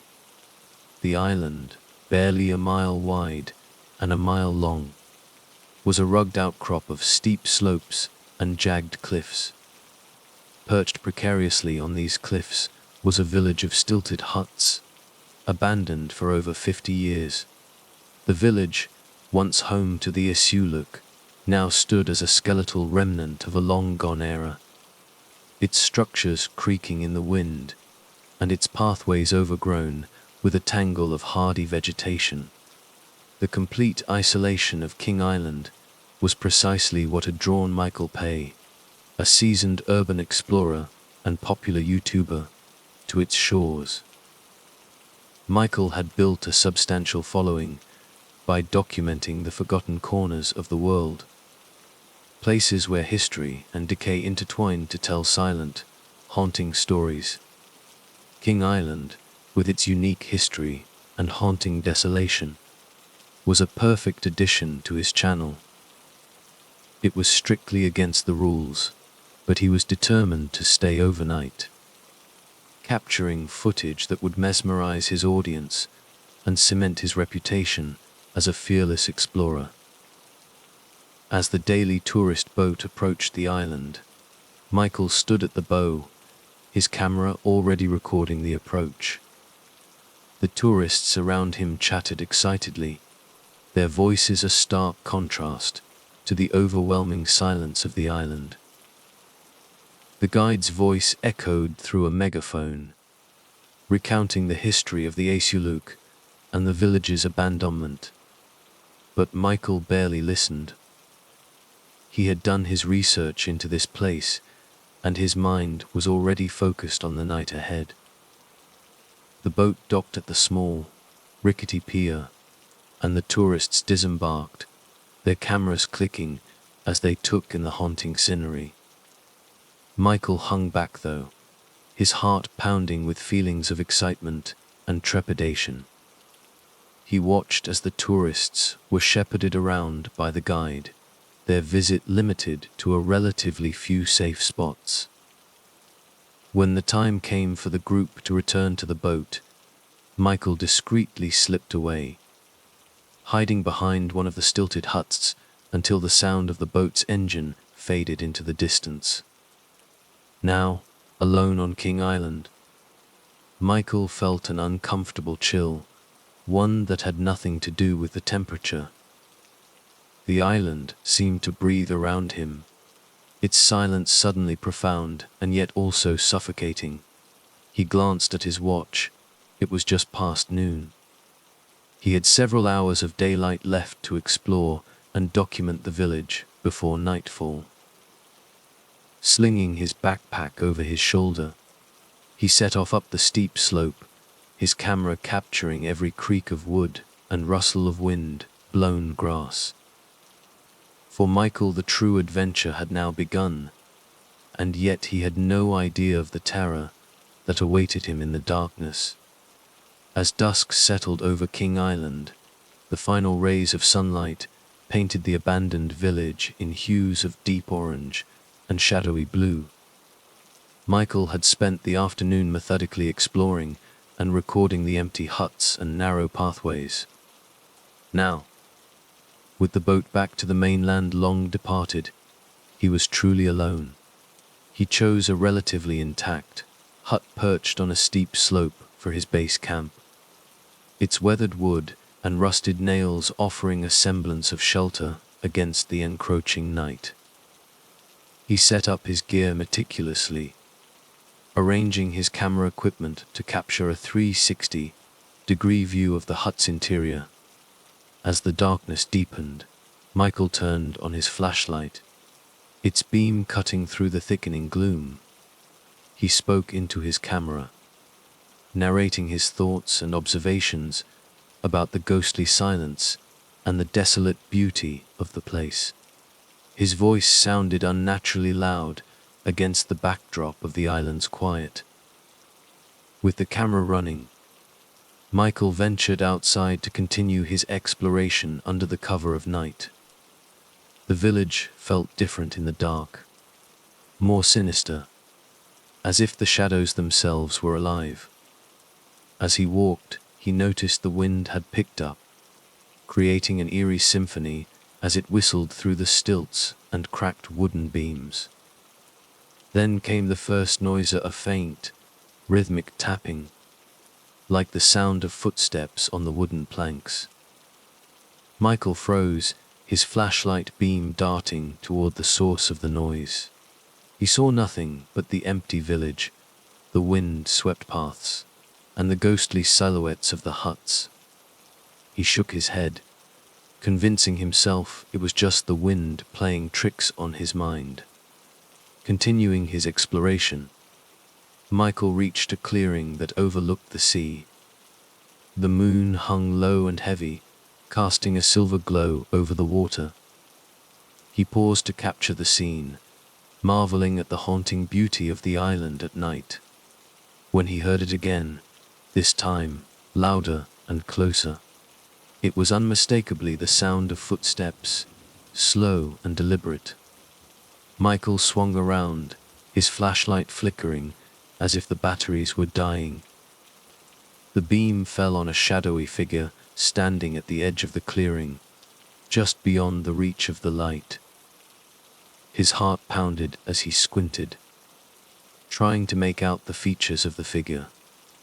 But in the blink of an eye, it was gone, leaving only the swaying grass and the echo of his racing heartbeat. Returning to the hut, Michael felt the first pangs of true fear. He reviewed his footage, hoping to find a rational explanation, but the camera showed only what he had seen: an empty village, a desolate clearing, and a fleeting shadow. The hut's creaking grew louder, more persistent, like the steady drip of water from a faucet. And Michael could no longer ignore the growing sense of dread. As he settled into his sleeping bag, the wind outside seemed to carry whispers, faint and unintelligible. The hut groaned and creaked around him, each noise amplified in the silence. He tried to rationalize it as the natural sounds of an old structure, but deep down, he knew something was very wrong. The island was not as abandoned as it seemed, and the spirits of the ancient people, restless and angry, were making their presence known. Sleep was elusive as Michael lay there, eyes wide open, every muscle in his body tense. He realized that he was not alone on King Island, and whatever was out there in the dark was watching and waiting. The first signs of haunting had made themselves known, and his stay on this desolate island was far from over. The dawn eventually arrived on King Island, but the sunlight did little to dispel the lingering sense of unease. Michael awoke from a restless sleep, his mind still haunted by the inexplicable sounds and shadows of the night before. Determined to uncover the island's secrets, he packed his gear and set out to explore more of the village in the stark light of day. As he navigated the narrow, overgrown paths, Michael stumbled upon an old communal area. The remains of a large fire pit, surrounded by weathered totems and carvings, hinted at the rich cultural civilization that once thrived here. Intricate markings, some almost faded beyond recognition, decorated the totems, telling stories that Michael could only guess at. He documented everything with meticulous care, feeling a strange mix of excitement and dread. In one of the huts, Michael discovered a small, ornately carved box. Inside, he found a collection of artifacts, stone tools, bone carvings, and what appeared to be a ceremonial mask. As he lifted the mask, a sudden chill swept through the room, and he felt as though unseen eyes were watching his every move. He quickly replaced the mask and closed the box, but the feeling of being observed lingered. The day passed in a blur of discoveries and mounting tension. The more Michael uncovered, the more the island seemed to respond. Objects began to move on their own, a stone rolling across the floor, a door creaking open without a breeze to move it. Whispers filled the air, barely audible, elusive, and just beyond the range of comprehension. At times, he swore he caught glimpses of figures out of the corner of his eye, but they vanished the moment he turned to look. As evening approached, Michael retreated to the hut to review his footage and conduct some research on the Ishuluk tribe. Using a satellite internet connection, he delved into historical records and anthropological studies. He learned that the Ishuluk had lived on King Island for generations, thriving in their unique and challenging environment. However, the records grew vague and unsettling when describing the tribe's sudden departure. According to local folklore and a number of academic sources, the Ishuluk had been driven away by the spirits of an even older civilization. These ancient spirits, it was said, were powerful and hostile, and had been angry at the intrusion of the living on their sacred land. The tribe's shaman had reportedly tried to appease the spirits with rituals and offerings, but in the end, the Ishuluk had had no choice but to abandon the island, leaving their homes and possessions behind. This realization hit Michael hard. The spirits he had sensed were not just figments of his imagination or mere remnants of the past. They were real and dangerously active. As the sun again dipped below the horizon, plunging the island into darkness once more, the paranormal activity escalated to a terrifying level. The whispers grew louder and more coherent, forming disjointed phrases in a language Michael could not understand. Shadows flitted across the walls, sometimes taking on humanoid shapes that seemed to reach out to him. Objects flew across the room with violent force, and the temperature plummeted, making his breath visible in the frigid air. Michael's camera, which he had left running in the corner of the hut, captured everything: the whispers, the shadows, even the flying objects. He knew he had irrefutable evidence of the haunting, evidence that could propel his YouTube fame to new heights.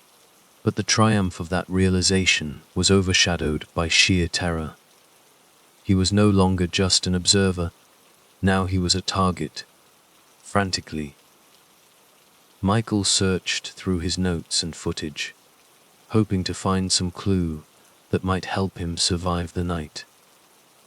He realized that the spirits were growing increasingly aggressive, perhaps sensing his fear, or maybe just angered by his intrusion into their domain.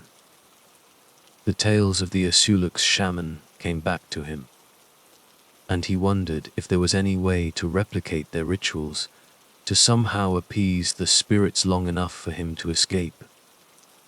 Outside, the wind howled, and the hut's aging structure groaned under the pressure of the unseen forces. Michael knew he was running out of time. With trembling hands, he began to set up a makeshift altar using the artifacts he had found, hoping against hope that he could survive until the boat returned the next day. His second night here was far from over, and the spirits of King Island were closing in. The midnight air on King Island was thick with an unnatural chill, as if the island itself had been plunged into an abyss of despair. Michael's makeshift altar stood in the center of the hut, the artifacts arranged with a desperate hope that they might placate the vengeful spirits. But as he knelt before it, clutching the ceremonial mask, the atmosphere inside the hut grew increasingly oppressive. Without warning, a deafening crash reverberated through the hut. The walls shuddered as unseen, malevolent forces battered them from all sides. Michael scrambled to his feet, heart pounding, as a ghostly figure materialized in front of him. It was a translucent vision of an ancient shaman, eyes burning with an ethereal fire.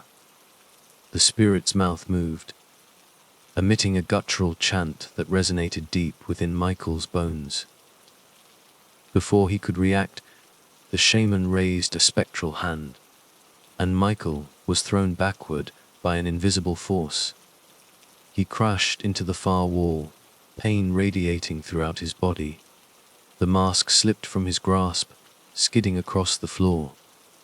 Struggling to breathe, he watched in horror as the room filled with more ghostly apparitions: men, women, and children of the ancient tribe, their faces contorted with anger and sorrow.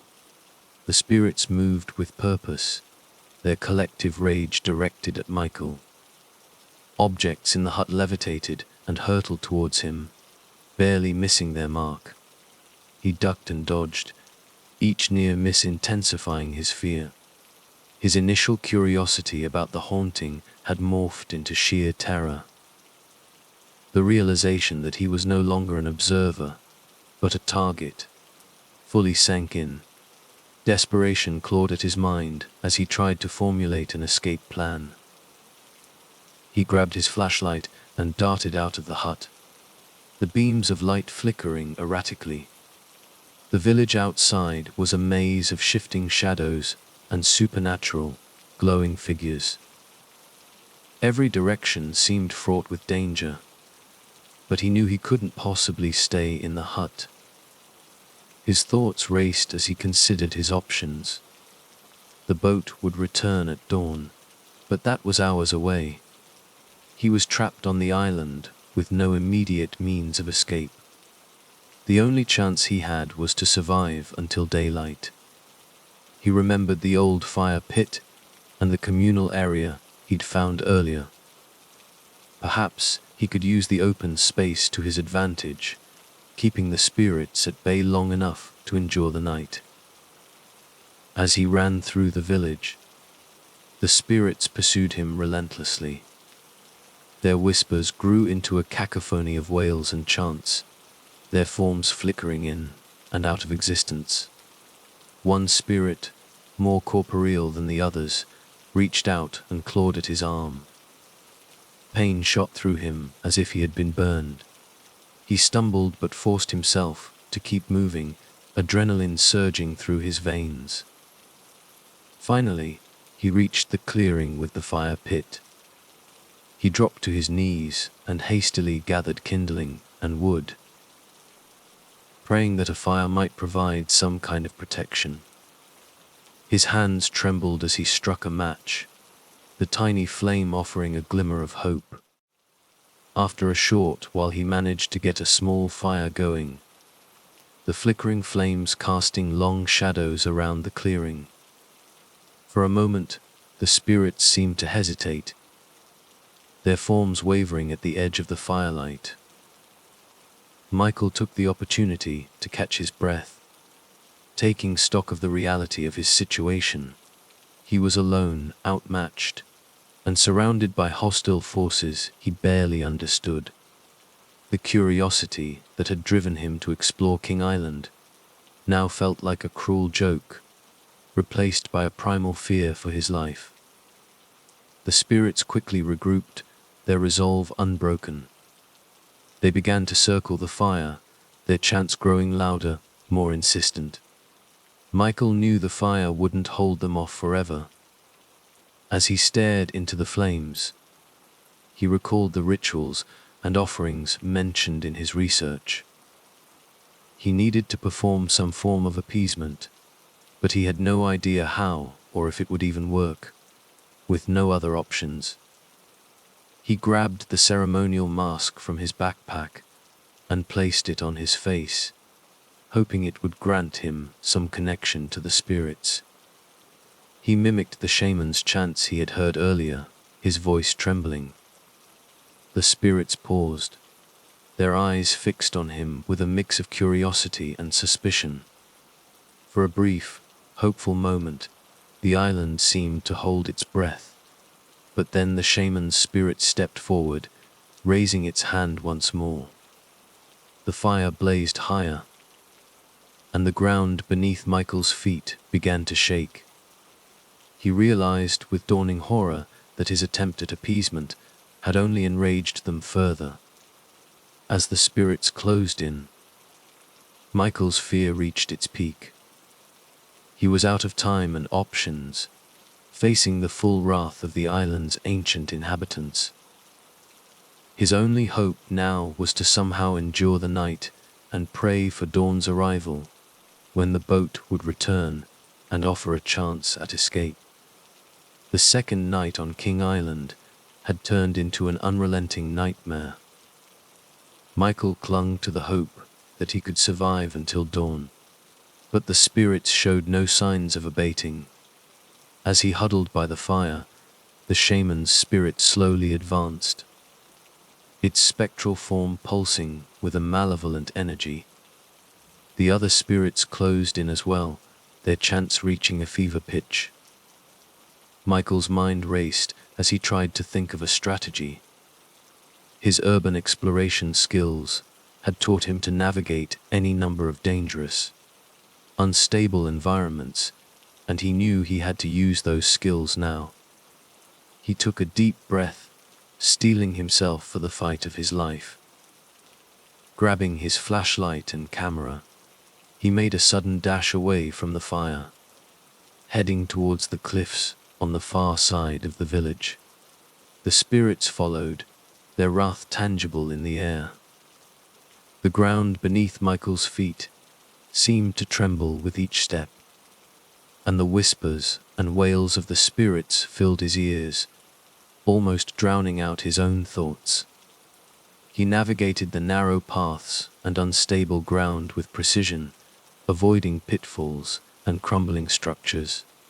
His flashlight beam bounced erratically, casting grotesque shadows that danced and swirled around him. As he climbed higher, the wind picked up, howling through the cliffs and adding to the cacophony of noise. Michael's breath came in ragged gasps, his muscles burning with exertion.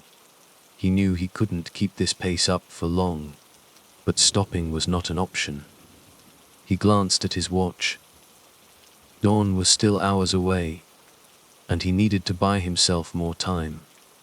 Reaching a high vantage point, Michael paused to catch his breath and reassess his situation. Below, the spirits swarmed the village, their glowing forms like a sea of angry fireflies. He could see the faint outline of the shore in the distance, where the boat would arrive with the first light of day. It was his only chance, but the path down was treacherous and filled with the restless dead. Suddenly, the shaman's spirit appeared in front of him, its eyes burning with an intense, otherworldly light. Michael stumbled back, nearly losing his footing. The spirit raised its arms, and the air around Michael grew thick and oppressive, as if the very atmosphere was trying to crush him. Gasping for breath, he realized he had to confront the shaman if he hoped to make it to the shore. Drawing on every ounce of courage, Michael stood his ground. He remembered the chants he had mimicked earlier and began to repeat them, his voice trembling but growing steadier with each word. The shaman's spirit hesitated, its form flickering. Encouraged, Michael continued, his voice rising above the howling wind and the spirit's wails. The shaman let out an unearthly scream, and Michael felt a force slam into him, knocking him to the ground. Pain shot through his body, but he forced himself to get up. He couldn't give in now. With a final, desperate push, he shouted the last lines of the chant, his voice breaking the spectral tension around him. For a moment, everything went still. The spirits paused, their forms wavering. The shaman's eyes locked onto Michael's, and he felt a strange connection, as if the spirit was seeing him, truly seeing him, for the first time. Then, with a burst of light, the shaman vanished, and the other spirits began to fade, their energy dissipating into the night. But the danger wasn't over, and Michael knew the spirits could return at any moment. He seized the opportunity and began his descent towards the shore. The path was steep and slippery, and he had to use every bit of his agility and knowledge to avoid falling.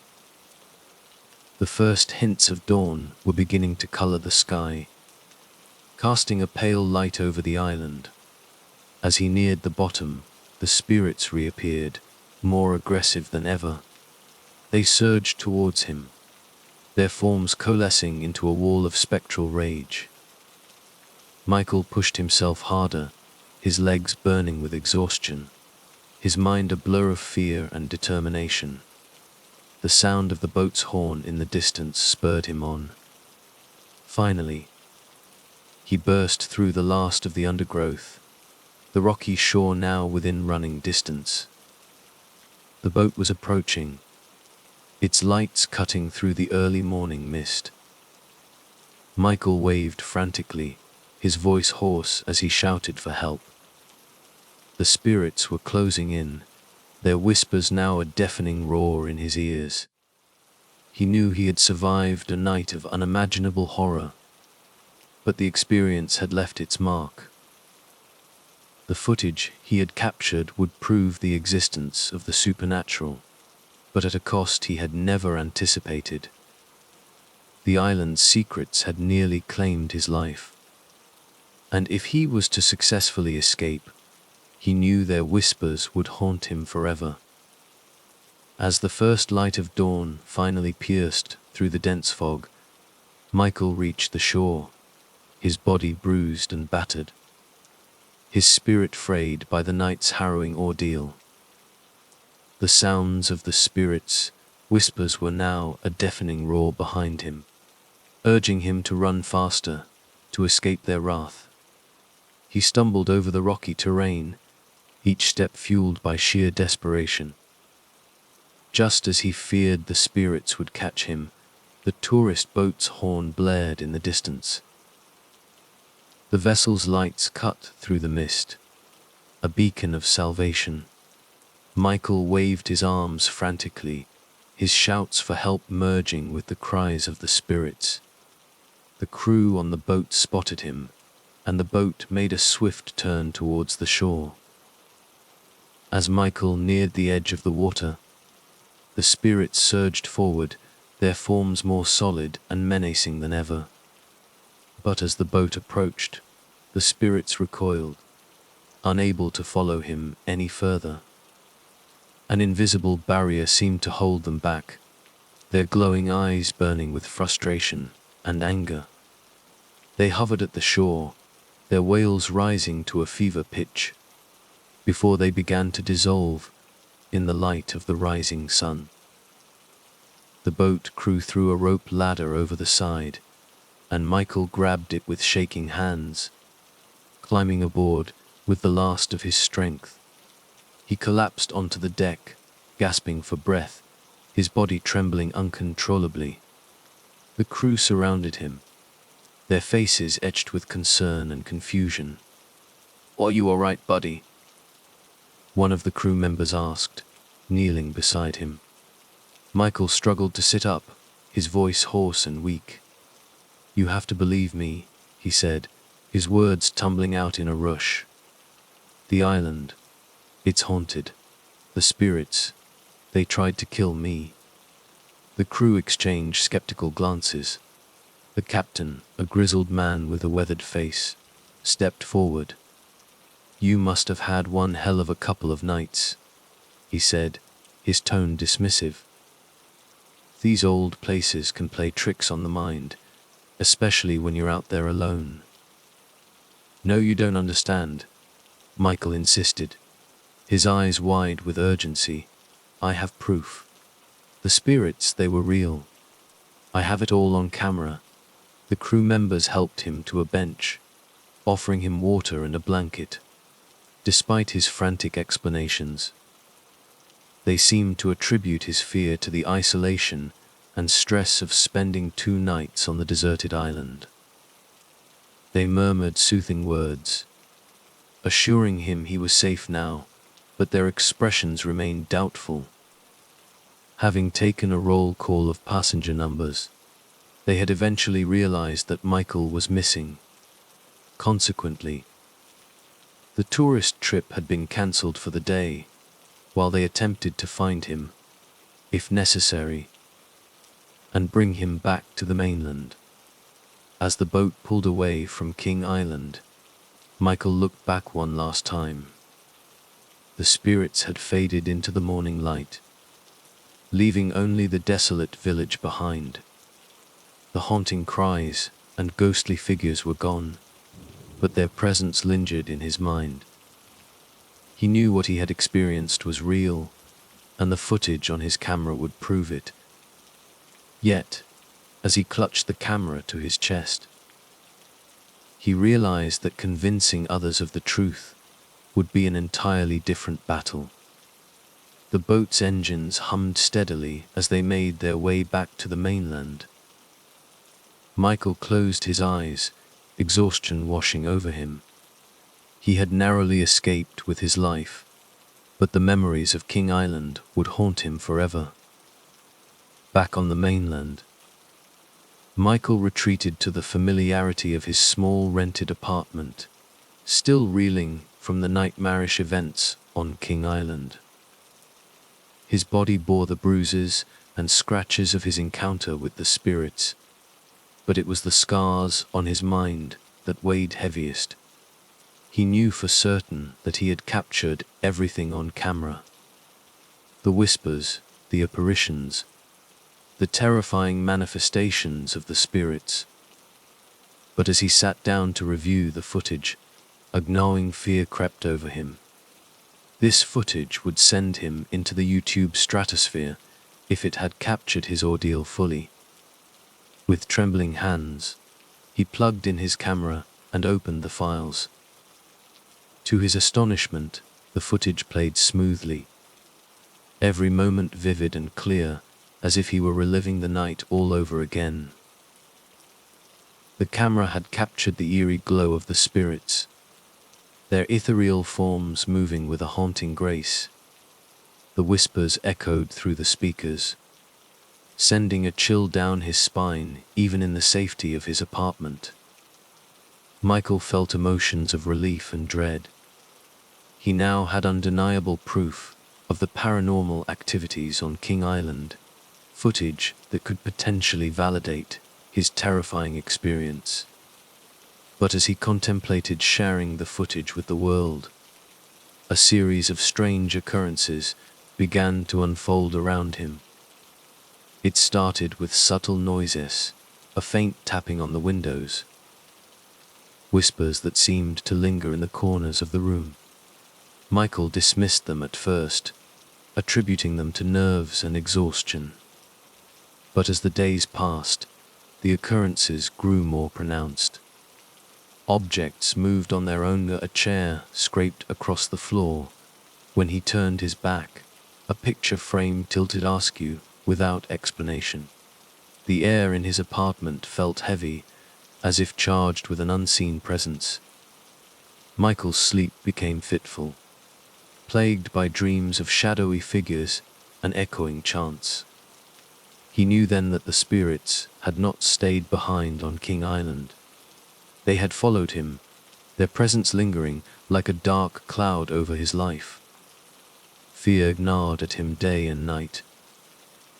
His once passionate pursuit of urban exploration, now tainted by the specter of the supernatural. He hesitated to release the footage on YouTube, unsure of the consequences it might bring. Would sharing the proof of the spirit's existence invite more torment, more relentless haunting? In a moment of desperate clarity, Michael decided. He deleted the footage, erasing all the evidence of his ordeal on King Island. It was perhaps a futile attempt to appease the spirits, to erase any trace of their presence from his life. But deep down, he knew it wouldn't be enough. The spirits had marked him, and they would not rest until they had exacted their toll. As he sat alone in his darkened apartment, haunted by the memories of King Island and the unseen forces that now surrounded him, Michael realized the true twist of his story. The spirits had won. They had not only driven him to the edge of terror, but had followed him back to ensure he would never forget the price of trespassing into their realm. And so, Michael Pay, once a fearless explorer of abandoned places, slowly became a prisoner of his own fear, forever haunted by the spirits of King Island and the chilling truth that some ghosts never truly leave the places they haunt, while others never leave those that trespass their home. The dirt road leading to Grandpa Joe's cabin was always a bit of a trek, winding and bumpy, but usually clear. That's why I knew something was wrong the second I rounded that bend and saw the trees. Not just one or two, but a whole mess of them, trunks thick as my Jeep, lying across the road like fallen dominoes. I slammed on the brakes, tires spitting gravel, and killed the engine. Silence rushed in, heavy and thick, broken only by the whisper of wind in the trees, a whisper that suddenly felt less friendly than usual. What in the world? Mike, my buddy from college, leaned forward in his seat, peering through the windshield at the tangled barricade of timber. Storm roll through here or something. Didn't see anything like that in the forecast. I stared at the fallen trees, a knot tightening in my stomach. No, weather's been bone dry for weeks. Clear skies, nothing but sunshine since March. It was true. Too true. Almost unsettlingly perfect weather for this time of year in the Olympic National Forest. Weird, Mike muttered, echoing my own thoughts. We got out of the jeep, the silence of the woods pressing in on us. It wasn't just the lack of sound, but the quality of it. Too still, too quiet, like the forest itself was holding its breath. We were still a good 2 miles from Grandpa Joe's cabin, but hiking it was no big deal. We'd packed light, just day packs with essentials. My main worry was Grandpa. He hadn't been answering his phone for over a week, and now this. Something felt off, way off. Think we can move Mike asked, gesturing at the fallen trees. He was always the practical one, always looking for a solution. I shook my head. Not by hand. We'd need a chainsaw at least. Grandpa's got one at the cabin though. Plan was to hike up, check on him, then come back with his truck and clear this mess. Sounds like a plan, Mike said, but he didn't sound convinced. He was looking around at the woods, a little frown creasing his forehead. I knew that look. Mike had a good gut instinct for these things. And right now, his gut was clearly telling him something wasn't right. Let's cut through the woods, I suggested, trying to sound more upbeat than I felt. Roads boring anyway. Plus, quicker to hike in the trees. It was a flimsy excuse, and we both knew it. Truth was, I didn't want to stand around on the road staring at those fallen trees any longer. The woods, even with that unsettling silence, felt less exposed. Mike shrugged, still looking uneasy, but didn't argue. We scrambled down the embankment, leaving the blocked road behind. The trees closed in around us, the sunlight filtering through the leaves in fractured patterns. We kept the road in sight to our right, using it as a rough guide as we started our trek. It was only a few minutes later when the smell hit us. Faint at first, a whiff of something unpleasant, like old garbage maybe, or something dead. Hard to place at first, but definitely there. You smell that? I asked, wrinkling my nose. Mike sniffed the air, his frown deepening. Yeah, kinda gross. Probably just some roadkill or something. Maybe, I said, but I wasn't so sure. Roadkill usually smelled different. This was heavier, thicker, with a cloying sweetness underneath the rot. And it was getting stronger fast.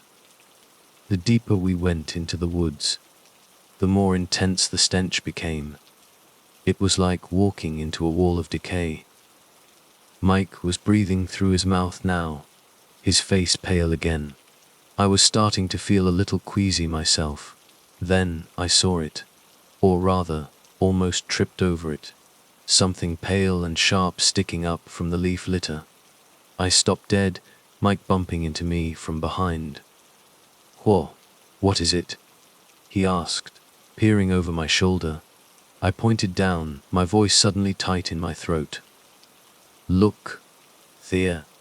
Nestled amongst the brown leaves and pine needles was a stag's head, decapitated. Its eyes were wide and staring, fixed on some unseen point in the distance. But it was more than just a dead deer head. Something was wrong with it. Terribly wrong. It wasn't just that it was a stag's head lying there in the woods, severed clean from its body. It was wrong. The antlers were too wide, too twisted, like something diseased. And the teeth, Jesus, the teeth. They weren't deer teeth. They were long, yellowed fangs, jutting out past its jawline, sharp and wicked. And the smell, that awful stench of rot, was definitely coming from this. Mike took a step back, his eyes wide, fixed on the grotesque head. "What the hell is that?" he breathed, more to himself than to me. I crouched down, cautiously circling the head, trying to make sense of it. But my brain just kept hitting a wall of wrongness. "Deer stag, but not right," was the best I could manage, my voice barely a whisper. The bone of its face was exposed in patches, stripped bare and gleaming unnaturally white against the decaying flesh. And the blood, it was black, thick and viscous, still wet even in the cool spring air. It oozed from the severed neck, pooling on the leaves, and dribbled from the corners of those horrifying fangs. My gaze dropped to the ground, and that's when I saw the blood trail. Not a neat line, but a messy, jagged streak leading away from the head, deeper into the trees. Like something had dragged the body. "Simon," I said, standing up abruptly, a sudden urgency flooding me. "Bodhi's got to be around here somewhere." I started following the blood trail, pushing through the undergrowth, Mike right behind me, still silent, still clearly freaked out. The stench intensified with every step, becoming almost gag-inducing. It felt like the air itself was thick and rotten, coating my tongue, stinging my nostrils. I could feel Mike stumbling behind me, probably trying not to breathe. The blood trail twisted and turned, leading us further and further away from the road, deeper into the heart of the woods. Then, it ended abruptly, in a small clearing, bathed in dappled sunlight. And there it was, the body. From a distance, it looked big, vaguely animal-shaped, 4 legs, maybe. But as we got closer, pushing through the last screen of bushes, any resemblance to anything normal just dissolved. "Oh shit," Mike breathed, finally finding his voice again. But it was just a choked whisper. I stopped dead staring. My mind struggled to process what I was seeing. Monster. That was the only word that even came close. It was huge. Yeah, bigger than any deer. Bigger than any bear I'd ever seen. But not just big, wrong big. Like its size was unnatural. It was lying on its side, limbs splayed out at awkward angles. Skeletal. Gaunt. Like it was starved. Even though it was clearly massive. Long, impossibly long, legs ending in these claws. Not like bear claws. Not even like cougar claws. These were like something out of a nightmare. Razor sharp, wickedly curved, splayed out on the ground like a set of gleaming, bone, white knives. And the fur patches, of course. Black fur clung to its frame, matted and greasy, like it hadn't been cleaned in years. It was covered in wounds, not clean cuts, but ragged tears, gaping holes in its flesh. Deep, wide puncture wounds that looked like they'd been made by something enormous. Something with teeth or claws even bigger than this thing's. The stench of decay was overpowering here, thick and cloying. Flies buzzed around the open wounds, a dark, shimmering cloud. But even over the rot, I could smell something else. Something metallic, like old blood, but sharper, almost chemical. What is that thing?" Mike finally managed, his voice trembling. He took another hesitant step closer, drawn in by the sheer horror of it. I just shook my head, still staring, still trying to make sense of the impossible thing lying dead in front of us. "I don't know," I whispered back, my voice hoarse. "I have absolutely no freaking idea." It was dead. Definitely dead. Still as the fallen leaves around it. But even in death, it radiated a sense of wrongness. Like it shouldn't exist. Like the forest itself was rejecting it, pushing it back into whatever nightmare dimension it had crawled out of. Then, a sound. A sharp, sudden snap that cut through the heavy silence of the woods. Not leaves rustling, not wind in the branches. A clean, distinct snap, like a twig breaking underfoot. My head snapped up, adrenaline jolting through me. Instinct took over. Danger, predator. We were exposed, vulnerable. Against my better judgment, against every cell in my body screaming at me to run, I slowly started to turn my head towards the sound. The snap had come from my left, deeper in the trees. Slowly, heart hammering against my ribs, I turned my head, peripheral vision first, catching a flicker of movement, a shift in shadow. Then, full on, and I saw something. Just for a heartbeat, a fleeting glimpse through the trees, something huge. Vastly, impossibly huge. A hulking shape, darker than the shadows, swallowed by the dappled sunlight. Long limbs, draped in that same shaggy, pine bark-colored hair. It was like a living tree trunk, moving. Then, just as fast, it was gone. Vanished, like it had never been there at all. But the feeling lingered. A crushing weight of dread, pressing down on me, stealing my breath. My lips parted, ready to scream, but no sound came out. I whipped my head around, scanning frantically. Bushes, shadows. Nothing. Empty woods. But the silence felt different now. Not just still, but waiting. Jake, what is it? What did you see? Mike whispered, his voice tight with panic. He was right behind me, eyes darting around, trying to see what had spooked me. The cougar. Is it still here? No, I said, my voice still barely a whisper, but shaking now. No cougar. Cougars weren't that big. And they didn't move like that. Silent as smoke, but leaving a feeling of immensity in their wake. Then what? What was it, Jake? Mike pressed, grabbing my arm, his fingers digging in. I swallowed hard, trying to force the words out, but my throat felt like it was closing up. I don't know, I stammered, the lie tasting like ash in my mouth. I did know, or at least, I knew I didn't want to know. Didn't want to admit what my gut was screaming at me. Monster. Something else. Something legendary. Let's just go, I said, finally finding my voice, forcing it to sound calmer than I felt. Let's keep moving. We can talk about it later, with Grandpa Joe. But whatever it was, it's probably still around. Best not to stay in one place too long. Cougar. Yeah, let's go with cougar. Easier to swallow than that. Before we moved, I made myself take a few more pictures of the dead creature. My hand was shaking so bad, I almost dropped my phone. I zoomed in on the head again, trying to get a better angle. But I couldn't bring myself to go back, to get closer. Something screamed at me not to turn my back on the trees, not even for a second.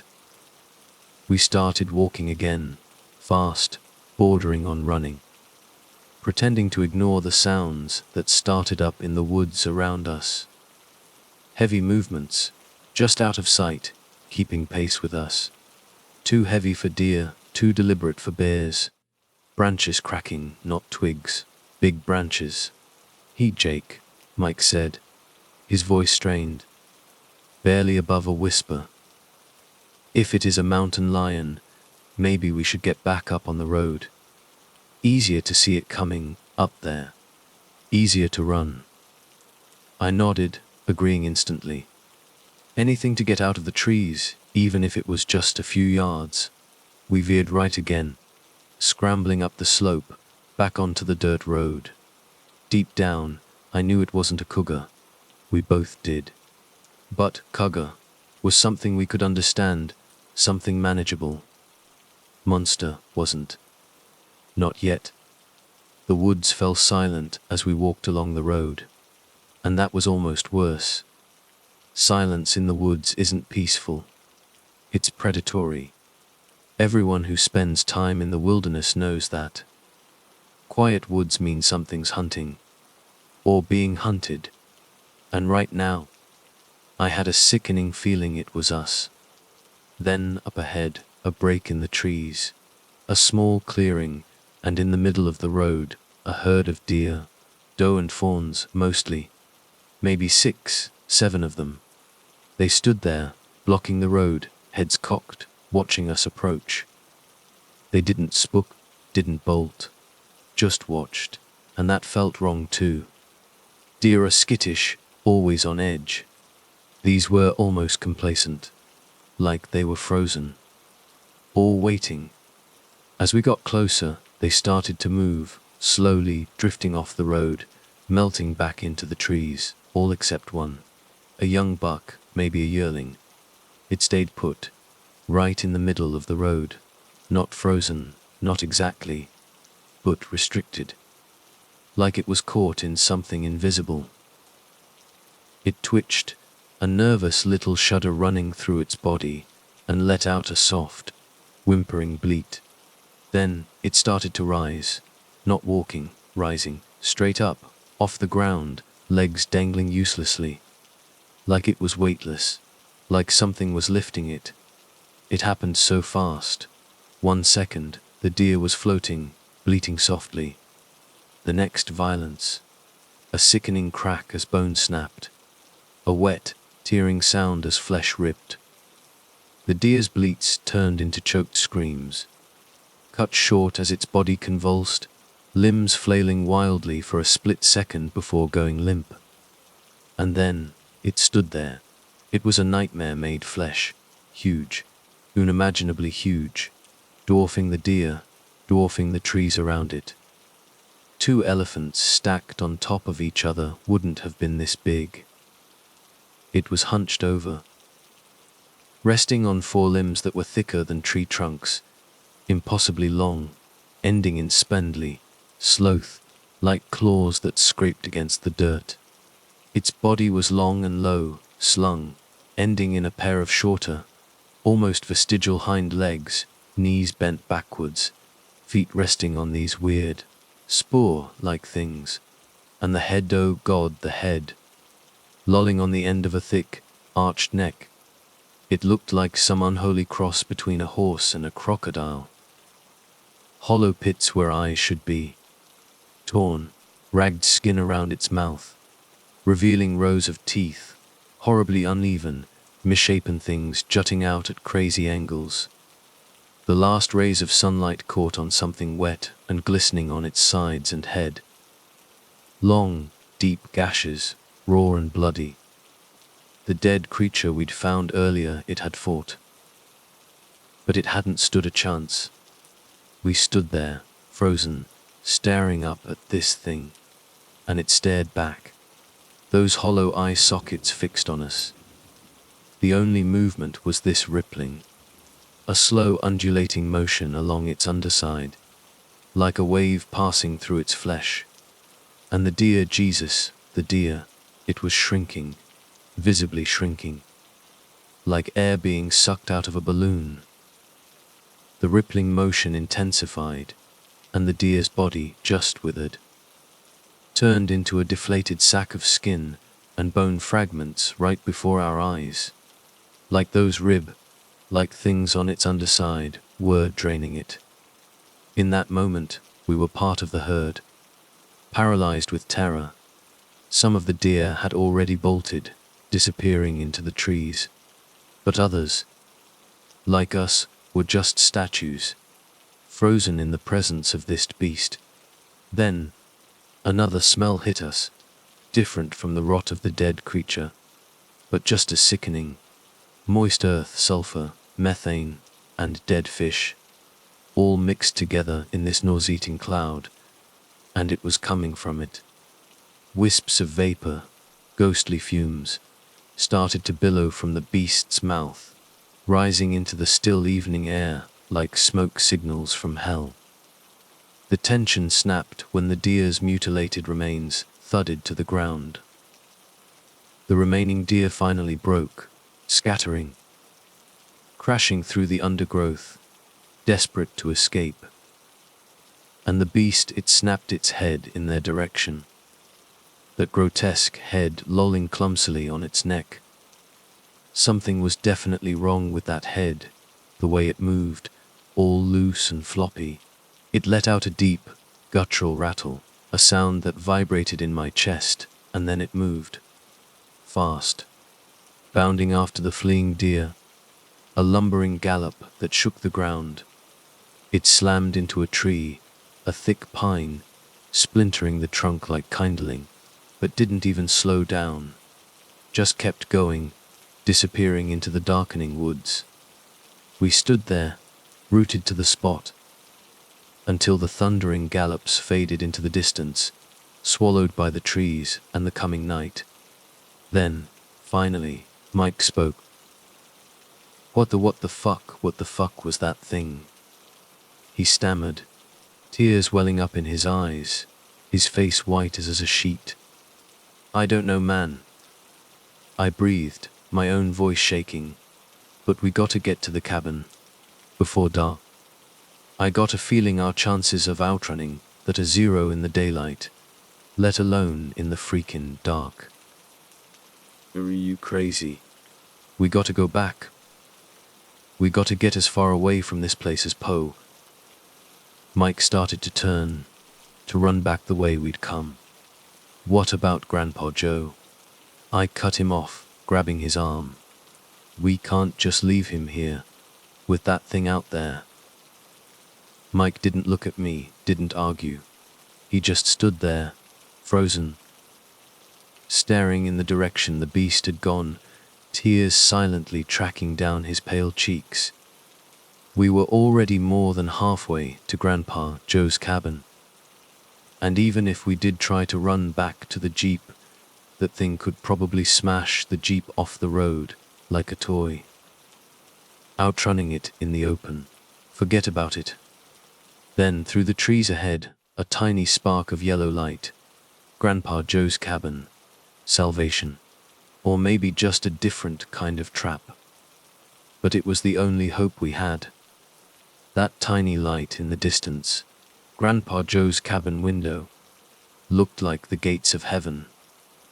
It radiated safety, warmth, everything we desperately needed right then. But even as we started moving again, jogging now, fear gnawed at me. Out in the open on the road, we were completely exposed, sitting ducks. I glanced down at my utility watch, compass face glowing faintly in the fading light. North-northeast. Cabin was that way. I grabbed Mike's arm, pulling him off the road, back into the trees on the left. What are you doing? The cabin's that way, Mike protested, confused, stumbling as I dragged him. Safer in the trees, I gasped, pushing through a thicket of bushes. Roads too open. It could see us coming for miles. Nature, in its infinite cruelty, decided to laugh at my attempt at stealth. The terrain immediately turned steeper, the undergrowth thicker, grabbing at our clothes, tripping us up. The cabin light, our beacon of hope, flickered and faded behind the dense trees. Damn it. For a terrifying moment, I thought we'd lost our way completely, blundered off track, and were now just blindly stumbling deeper into the monster's hunting ground. Then, through the trees, a faint column of smoke, rising above the dark canopy. Grandpa Joe's chimney. No, wait, no chimney. Cabin didn't have one. But smoke. It had to be the cabin. Had to come on. I urged Mike, pushing through another tangle of branches. This way. Smoke. See. As we got closer, or what I thought was closer, the light from the cabin window didn't reappear.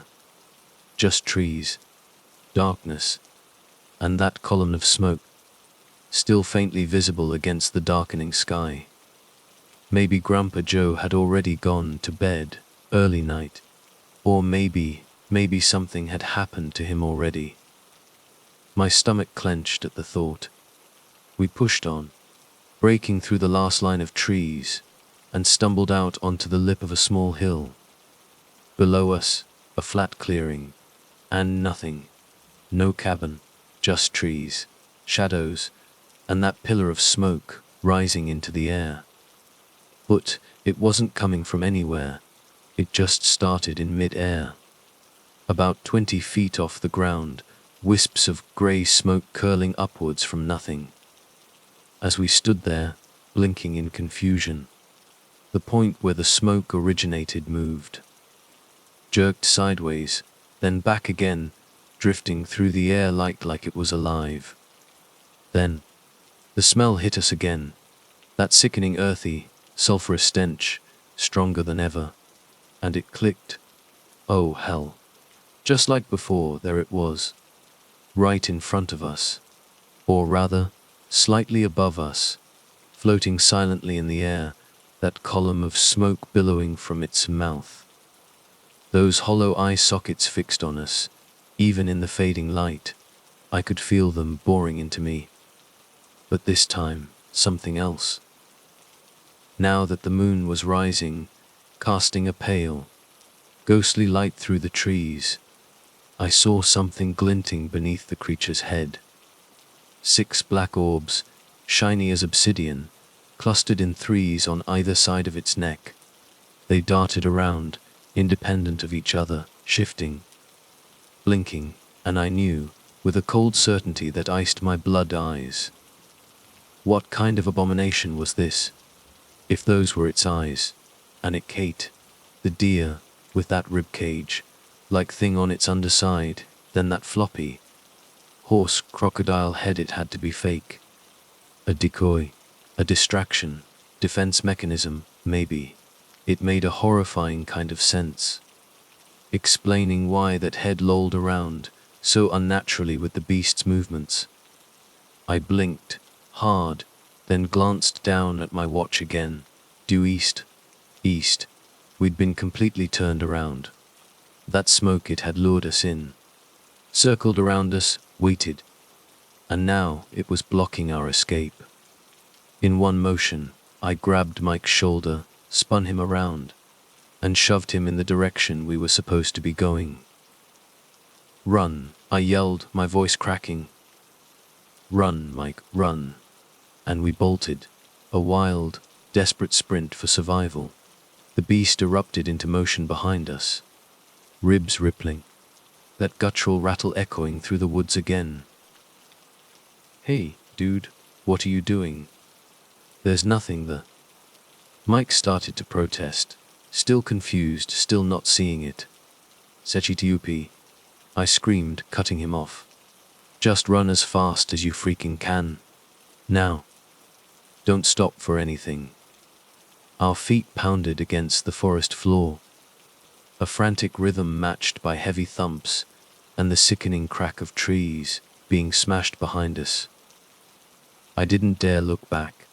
Every muscle in my body was screaming, lungs burning, legs aching, but I kept pushing, kept running. A glance back, a split second of hesitation, and I knew that would be it.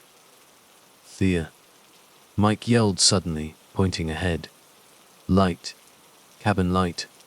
I squinted through the trees, vision blurring with exertion, and then I saw it. A faint yellow glow, filtering through the tree trunks. The cabin, just a few hundred yards, so close, but it felt like miles, like we'd never make it. I was surprised the creature hadn't caught us already. It was so damn fast, so powerful. Trees meant nothing to it. It had almost caught us. I could feel the air pressure shift, the ground vibrating under those massive footfalls. It was right behind us, close enough that I could almost feel its hot, fetid breath on my neck. Close enough that any second, those claws could reach out and salvation. A break in the trees to our left.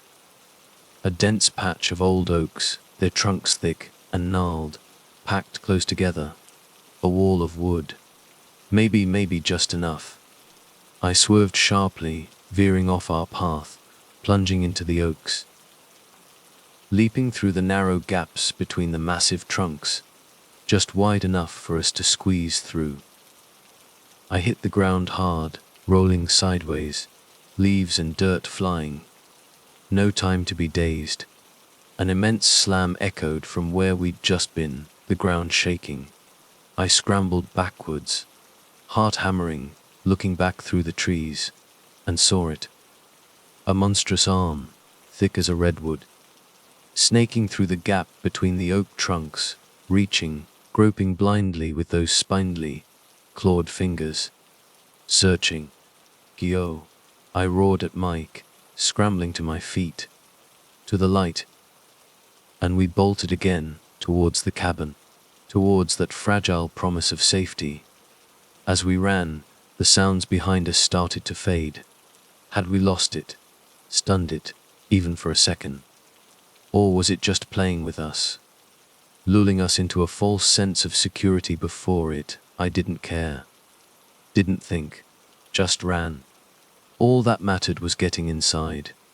Being inside and not out. Gravel crunched under our feet as we burst out of the trees and into the small clearing in front of the cabin. We skidded to a halt at the front door, practically falling against it. I hammered on the wood, fists pounding, yelling Grandpa Joe's name. Desperate, frantic, silence. No answer. Pounded again, harder, louder. Still nothing. On what felt like the 20th knock, my fist just went through. The door swung inward, unlatched, hanging open, and I stumbled inside.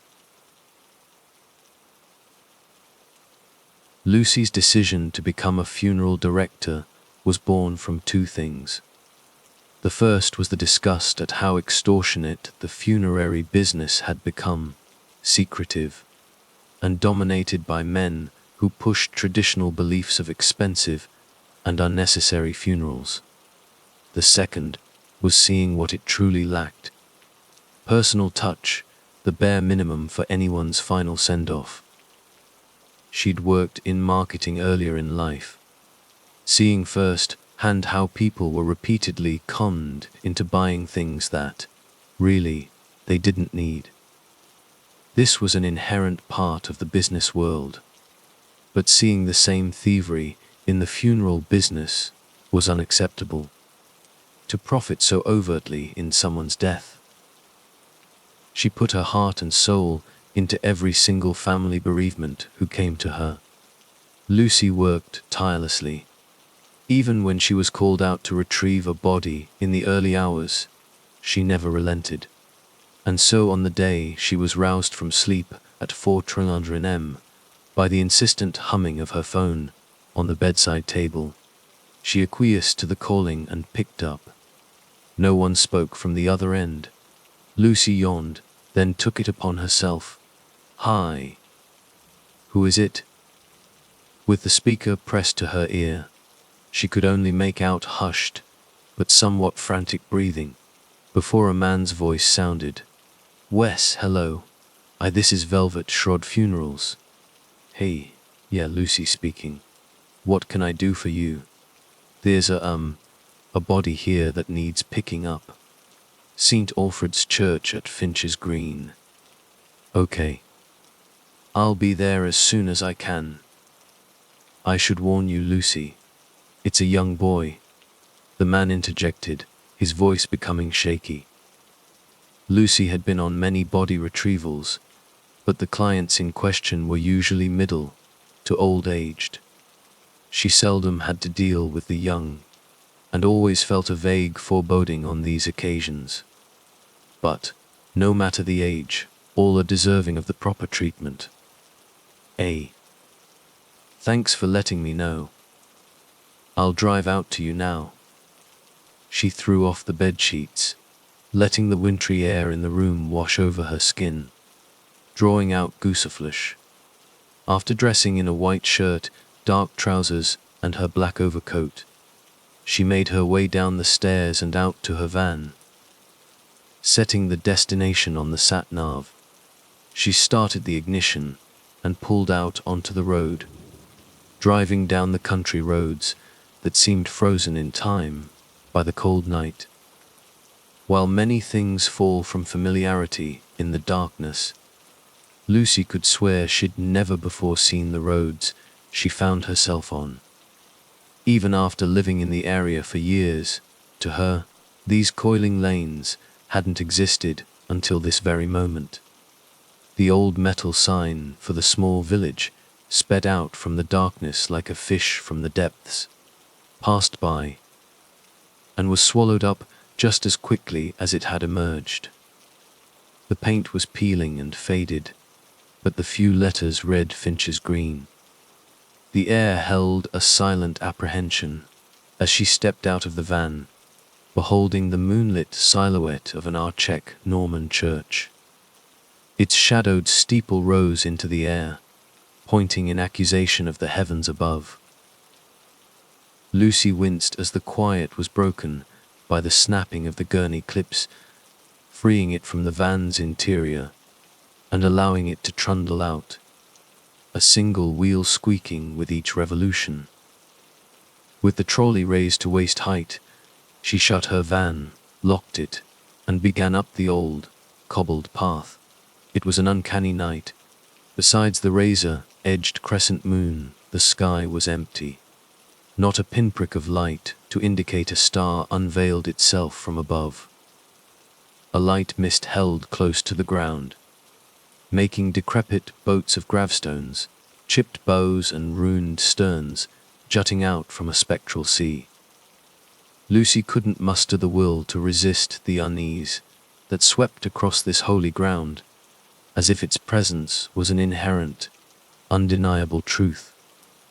So self-absorbed was she in this feeling that she hadn't yet noticed the huddled figures, just barely outlined by the pale moonlight affront the vestibule. She needn't search for them, as one of them, a man, made their presence known. "Are you here for our son?" His voice was wrought with subdued agony, like rattling china on the verge of cracking. Lucy slowed her pace, making the cobblestone imperfections below manifest themselves through the gurney. "Yes, I'm Lucy from Velvet Shroud Funerals. I was called out here by..." "He's inside. Please hurry," the man shuddered, directing his attention back to the woman he held in his arms, who shook and sobbed openly. Deciding not to question his peculiar urgency, Lucy unlatched the time-worn oaken door to the vestibule. Within, another shape took form out of the darkness, darting in her direction. She flinched, then lowered her hand to see the vicar who had been waiting in the porch. "Thank the Lord. You're here. I must be going now. Thank you for your kindness." Before Lucy could get a word in, the vicar slid past her and quickly disappeared into the moonlit, starless night. Inside the chapel, the only light was filtered through the sparse, stained glass windows, scattering a multitude of fractured colors across the maroon tiles and dark wood pews. Dust floated aimlessly in the beams of light, only to become hidden in the darkness once more.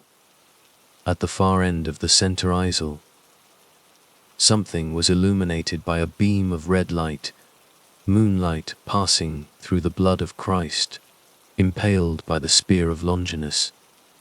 An adult-sized figure lay under a white sheet. This couldn't be their son, Lucy thought. She'd gotten the impression of a young boy, no less than 10, but the shape concealed under the veil was of no child. Then again, who she'd thought to be the parents outside had never specified an age. She let her arms flop down to her sides in exasperation. This was going to be a hefty load. She dialed her colleague, hoping to call him out for assistance. No luck. It seemed like she had reception but the call just kept going straight to the busy tone. Reluctantly, Lucy released the gurney jacks and lowered it to floor level. Snapping on tight a pair of latex gloves, she squatted, bracing her back, and pulled at the ankles. She stumbled backward, letting go of the body after finding that, for its size, it was impossibly light. Not like a plastic mannequin, but with the resistance of a child's limp body. The body slid onto the stretcher without any trouble, and Lucy once again pumped up the jacks. She hesitated for a moment. There was a feeling, a magnetic pull toward the body under the blanket. She found her hand drifting toward the head, intent on pulling back the sheet, before catching it and pulling away. A heavy foreboding seemed to be contained under that thin layer of fabric, and if she were to shift it away, some untold terror would be unleashed.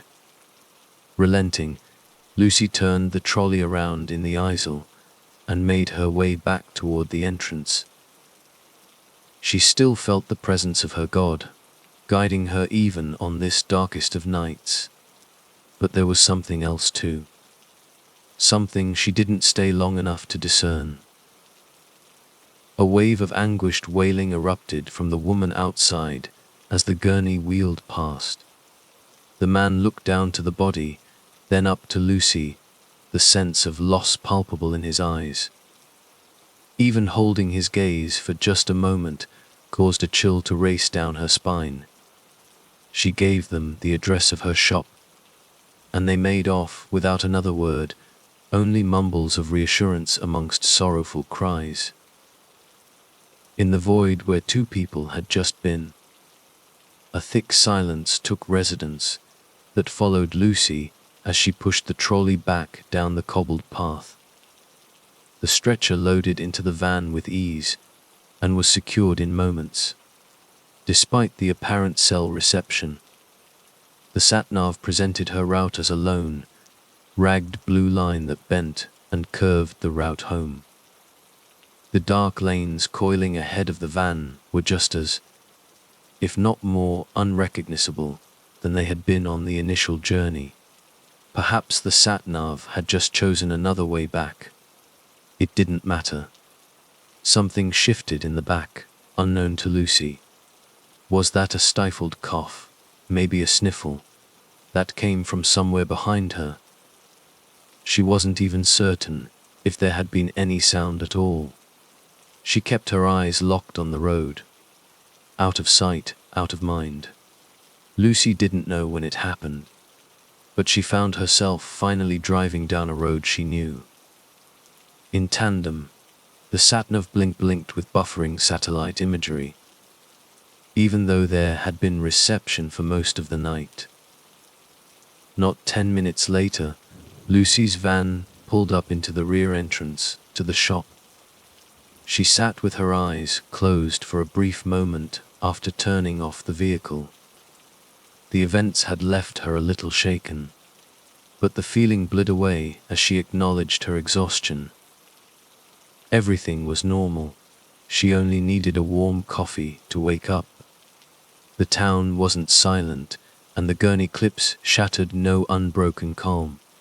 Distant noises of cars drifted along the sky as Lucy pulled the stretcher out, pumped the jacks, and made her way up the slight ramp to the mortuary. Entering the freezer room, she winced at the cold blast of air, but the jolt woke her up some, sharpening her mind. The racks were empty, always aspiring to be neat as possible. Lucy slid the stretcher off of the trolley and onto the lowermost rack. Empty spaces below a body didn't sit right with her, for reasons she could never pin down. The stretcher, bearing the impression of a corpse beneath linen, slid back into the shelves and clicked into place, leaving the gurney empty. Lucy returned it back to her van, then came around to the front entrance, opening the shop's doors for the day. At long last, the kettle squealed. heralding the hot brew of coffee Lucy needed since the moment she woke. The steam drifted from her mug into the winter air as she walked down the old, beaten path behind the shop, down to her favorite spot by the lake. A lone bench overlooked the watery expanse, still glittering with stars from the fading night. Lucy sat, cradling her mug, looking out across the water. It was really a form of meditation that, for her, at least, required no effort. Being a familiar sight, Lucy didn't yet notice the sky's stark contrast in comparison to earlier. Yes, cloud cover may have come and gone, smothering the stars and releasing them later, but the moon still hung back in Finch's green, clear as day. Here, both the pale crescent and the starry expanse were visible. Before she could understand any of it, the sun began its climb, slowly heaving itself above the horizon. Finishing her coffee, Lucy stood up from the bench, stretched out, and made her way back to the funeral director's. After starting up her work laptop, the rising urge for another coffee pushed itself into her mind. This urge was quickly sated, though, when her colleague Dan arrived with fresh coffee and wholemeal blueberry muffins. Luce, if you've already had breakfast, well, make some room. Morning, Dan. Is this muffin thing turning into a tradition? You know I can't resist the bakery when I drive past. Maybe I should take a different route in the mornings, but they're just so damn good. He chuckled. Dan set down the to-go breakfast and sat down across from Lucy, pulling out a folder from his bag. Thanks, Lucy said. I've just picked another one up today. A little boy. Dan released a sigh at this. Even for those accustomed to death, and the morbid in general, dead children were something that could only be prepared for. There was no getting used to it. Yeah. He's not really little at all, though. I tried calling you earlier, thought I might need some help, but it didn't end up being too difficult. Was your phone off? You phoned me. I've had it plugged in all night, and you know I'm never on Do Not Disturb. Same reasons as you. Dan unlocked his phone and navigated to the contacts app. He scanned the missed calls for a moment before looking back up to Lucy. Nope, nothing. Weird. Well, it doesn't matter. He's here now. Lucy rose up from her seat, turning slightly while beckoning Dan to follow. The pair entered the freezer room. Even with a now wakeful head, Lucy felt that dark apprehension just as she had back in the church. Dan made his way over to the racks and pulled the only occupied one halfway out. He gently uncovered the body, pulling the white linen away from the head. Lucy's legs almost gave out when she saw what lay underneath. This thing was not a little boy. It wasn't even human. The head was a coiled mess of twisted, ribbed horns, curled tightly to form a round and solid mass, only broken by a central hole where a face might be, a window into a black abyss. Chitinous patches covered the skin on its chest and shoulders, framed by visceral purple skin, stretched taut across sharp bone. Bulging veins branched across the surface, but their color, their vitality, belonged to a living body, not a corpse. The intense focus Lucy held on the creature dulled her other senses, deafening her to Dan's worried calls. Luce, are you okay? Everything came back sharply, her shallow breaths, the pounding of blood in her temples. Why, you don't, it's... I know. He can't be more than 7 or 8. I get that it's more difficult for you, with children of your own. Dan turned around without waiting for response, and covered the abomination back over. "Come back through. I need to be filled in on your info." He walked out of sight, into the reception area, leaving Lucy to absorb the newfound horror she had just witnessed. Did he not see what I just saw? She thought, slack-jawed, feeling somewhere between shock and puzzlement. As much as she wanted to check her eyes hadn't deceived her, Lucy couldn't bring herself to lift the sheet. Even with her fingers grasped onto the rim, it was as if the sheet were made of titanium. "Are you of faith?" Lucy stepped back from the racks and spun around, looking for Dan. It was an odd question, but he was the only other person in the shop. No one. He wasn't there. Lucy didn't have time to think about her next action before the question rang out again from every conceivable direction. "Are you of faith?" Trembling, she turned her head ever so slowly, peering out the corner of her eye toward the shelved body, before looking at it directly. She didn't know what she was expecting, but the corpse lay still as ever, unmoving, silent. Her unnerving trance relented, and she was quick to pace over to the cold room's door, exiting and closing it. Lucy took a moment to still her racing thoughts. That couldn't have actually happened, right? She was just tired. Yes, that was it. Just tired. She'd had a bit of a late night, so it was a reasonable conclusion. She and Dan discussed the details of the case. The parents had only introduced themselves as Mr. and Mrs. Petru at the time, and their deceased son as Liam. In any case, the cause of death was as clear to Lucy as the next winning lottery ticket's number, so she rang her usual coroner to arrange an autopsy. An examination on the afternoon of the same day was agreed, but the Petrius turned up just before midday. The daylight drew out their complexions, Mr. Petru's tanned skin and wind-worn crow's feet contrasting Mrs. Petru's fairer and paler, but reddened face. Mr. Petru seemed in a half-daze, but shook himself into order to address Lucy. "Hi there. We would have come earlier but, well, I completely understand. This is a very difficult time for you," Lucy reassured him. "Kensh, can we see him?" His wife looked up from the floor, floodgates already on the verge of bursting open.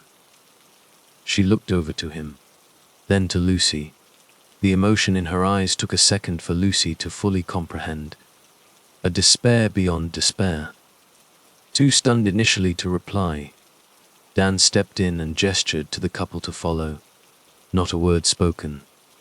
Lucy sat at her desk outside, already planning the basic arrangements for Liam's funeral. Halfway through typing a word, her hand jolted sideways and broke off a keycap in response to the mother's abrupt wail. Mr. Petru emerged from the cold room, barely supporting his own flimsy stoicism, let alone the sobbing and weak-kneed Mrs. Petru who clung to his shoulder. Standing now, Lucy rested a gentle hand on Mrs. Petru's back. "It's okay if you want to come back another day to go through our options. Any break you want is time you need." The mother's spasms and sobs calmed just a bit, and she drew in a few deep sniffles to clear her nose. Thanks. I just never imagined our time with him would be so short." Her words were cut off by an involuntary hic, but she caught herself from breaking down again. Mr. Petru spoke up in her place. "I think we should talk about plans now, if you're not booked up." His wife nodded in agreement. Lucy reciprocated, opening the meeting room door and leading them inside. Most, if not all of the suggestions came from Lucy, the parents being too distraught to trust themselves to think clearly. though, in particular, they insisted the funeral be modest and discreet. Lucy understood this, the commonly used proverb of, "We are not here to mourn their passing, but to celebrate their life," did not apply so well when the deceased in question had barely gotten a glimpse of their own. No disagreements were had, but it may have simply been that the parents were already anxious to leave the same building housing the dead child. They had informed Lucy of a medical condition. The boy had involving high blood pressure. This was passed on to the coroner when the body was sent off for the post-mortem.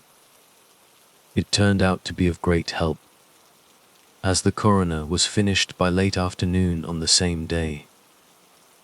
It was found that the boy suffered from a major aneurysm, which was recorded as the official cause of death. However, Lucy found no closure in knowing this. When she brought the body into the embalming room, a voice once again pierced the veil. It was different this time. Not the weak and raspy one that spoke to her before, but youthful and choked up. "It's so dark. Where's my mummy and daddy? Please let me out." Lucy could only listen, as her limbs became stiff as the corpse beneath her. The pleading was answered for her. "Don't worry, boy. We're in this together, and it won't be long now. Lucy here will see to that." For the first time, her lips parted to inquire on this madness. "Who is that?" "We're right in front of you," the raspy voice shot back. Lucy took a step back in impossible realization.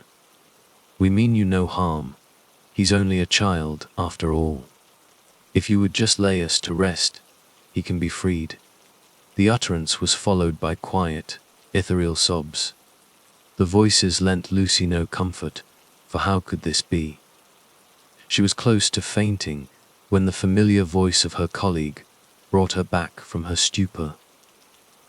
"You want me to do this, Luce?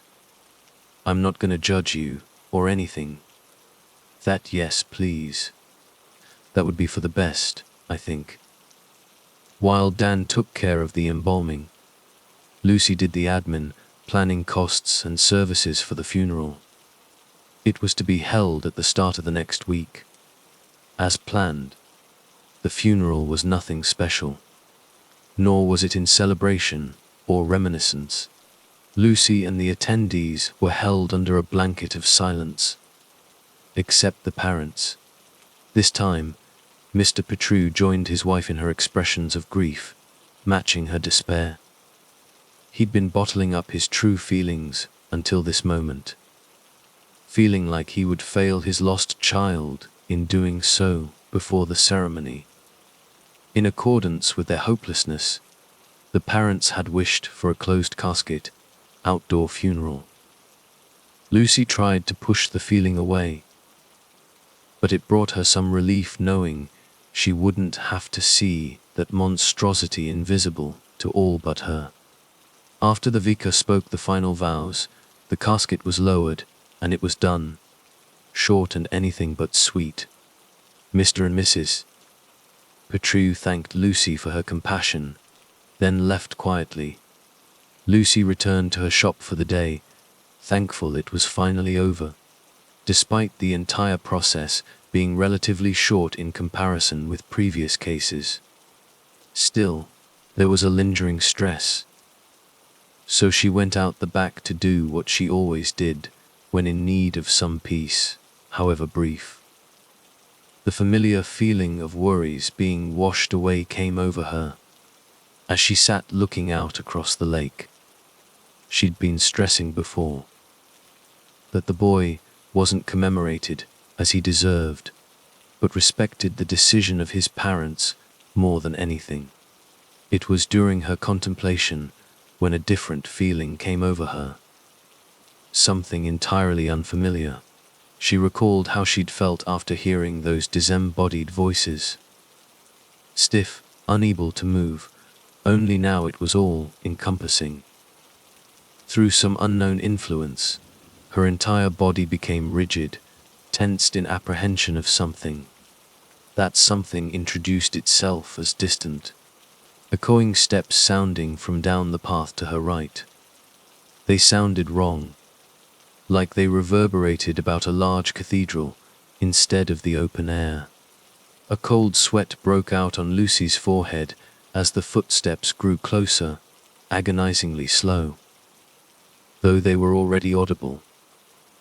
Only when they grew closer could the sound of crunching leaves beneath hefty feet be heard. An involuntary whimper grew from Lucy's throat as she felt the wood of the bench creak beside her, as if something large had taken a seat and settled quietly. For a moment, the only sound was her shallow, shaky breaths. "You are of faith, aren't you?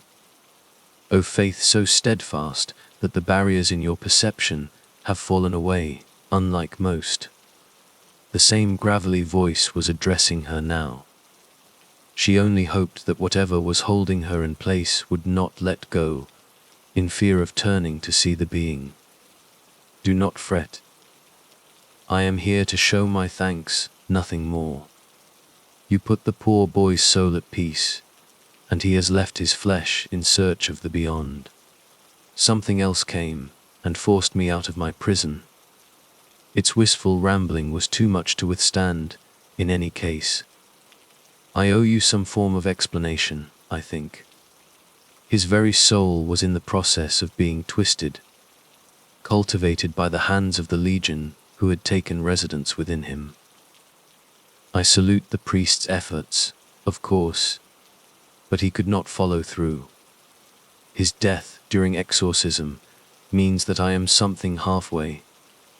Though its voice sounded torn and shredded, it strangely comforted Lucy's trembling form, even if the blood was drained from her face.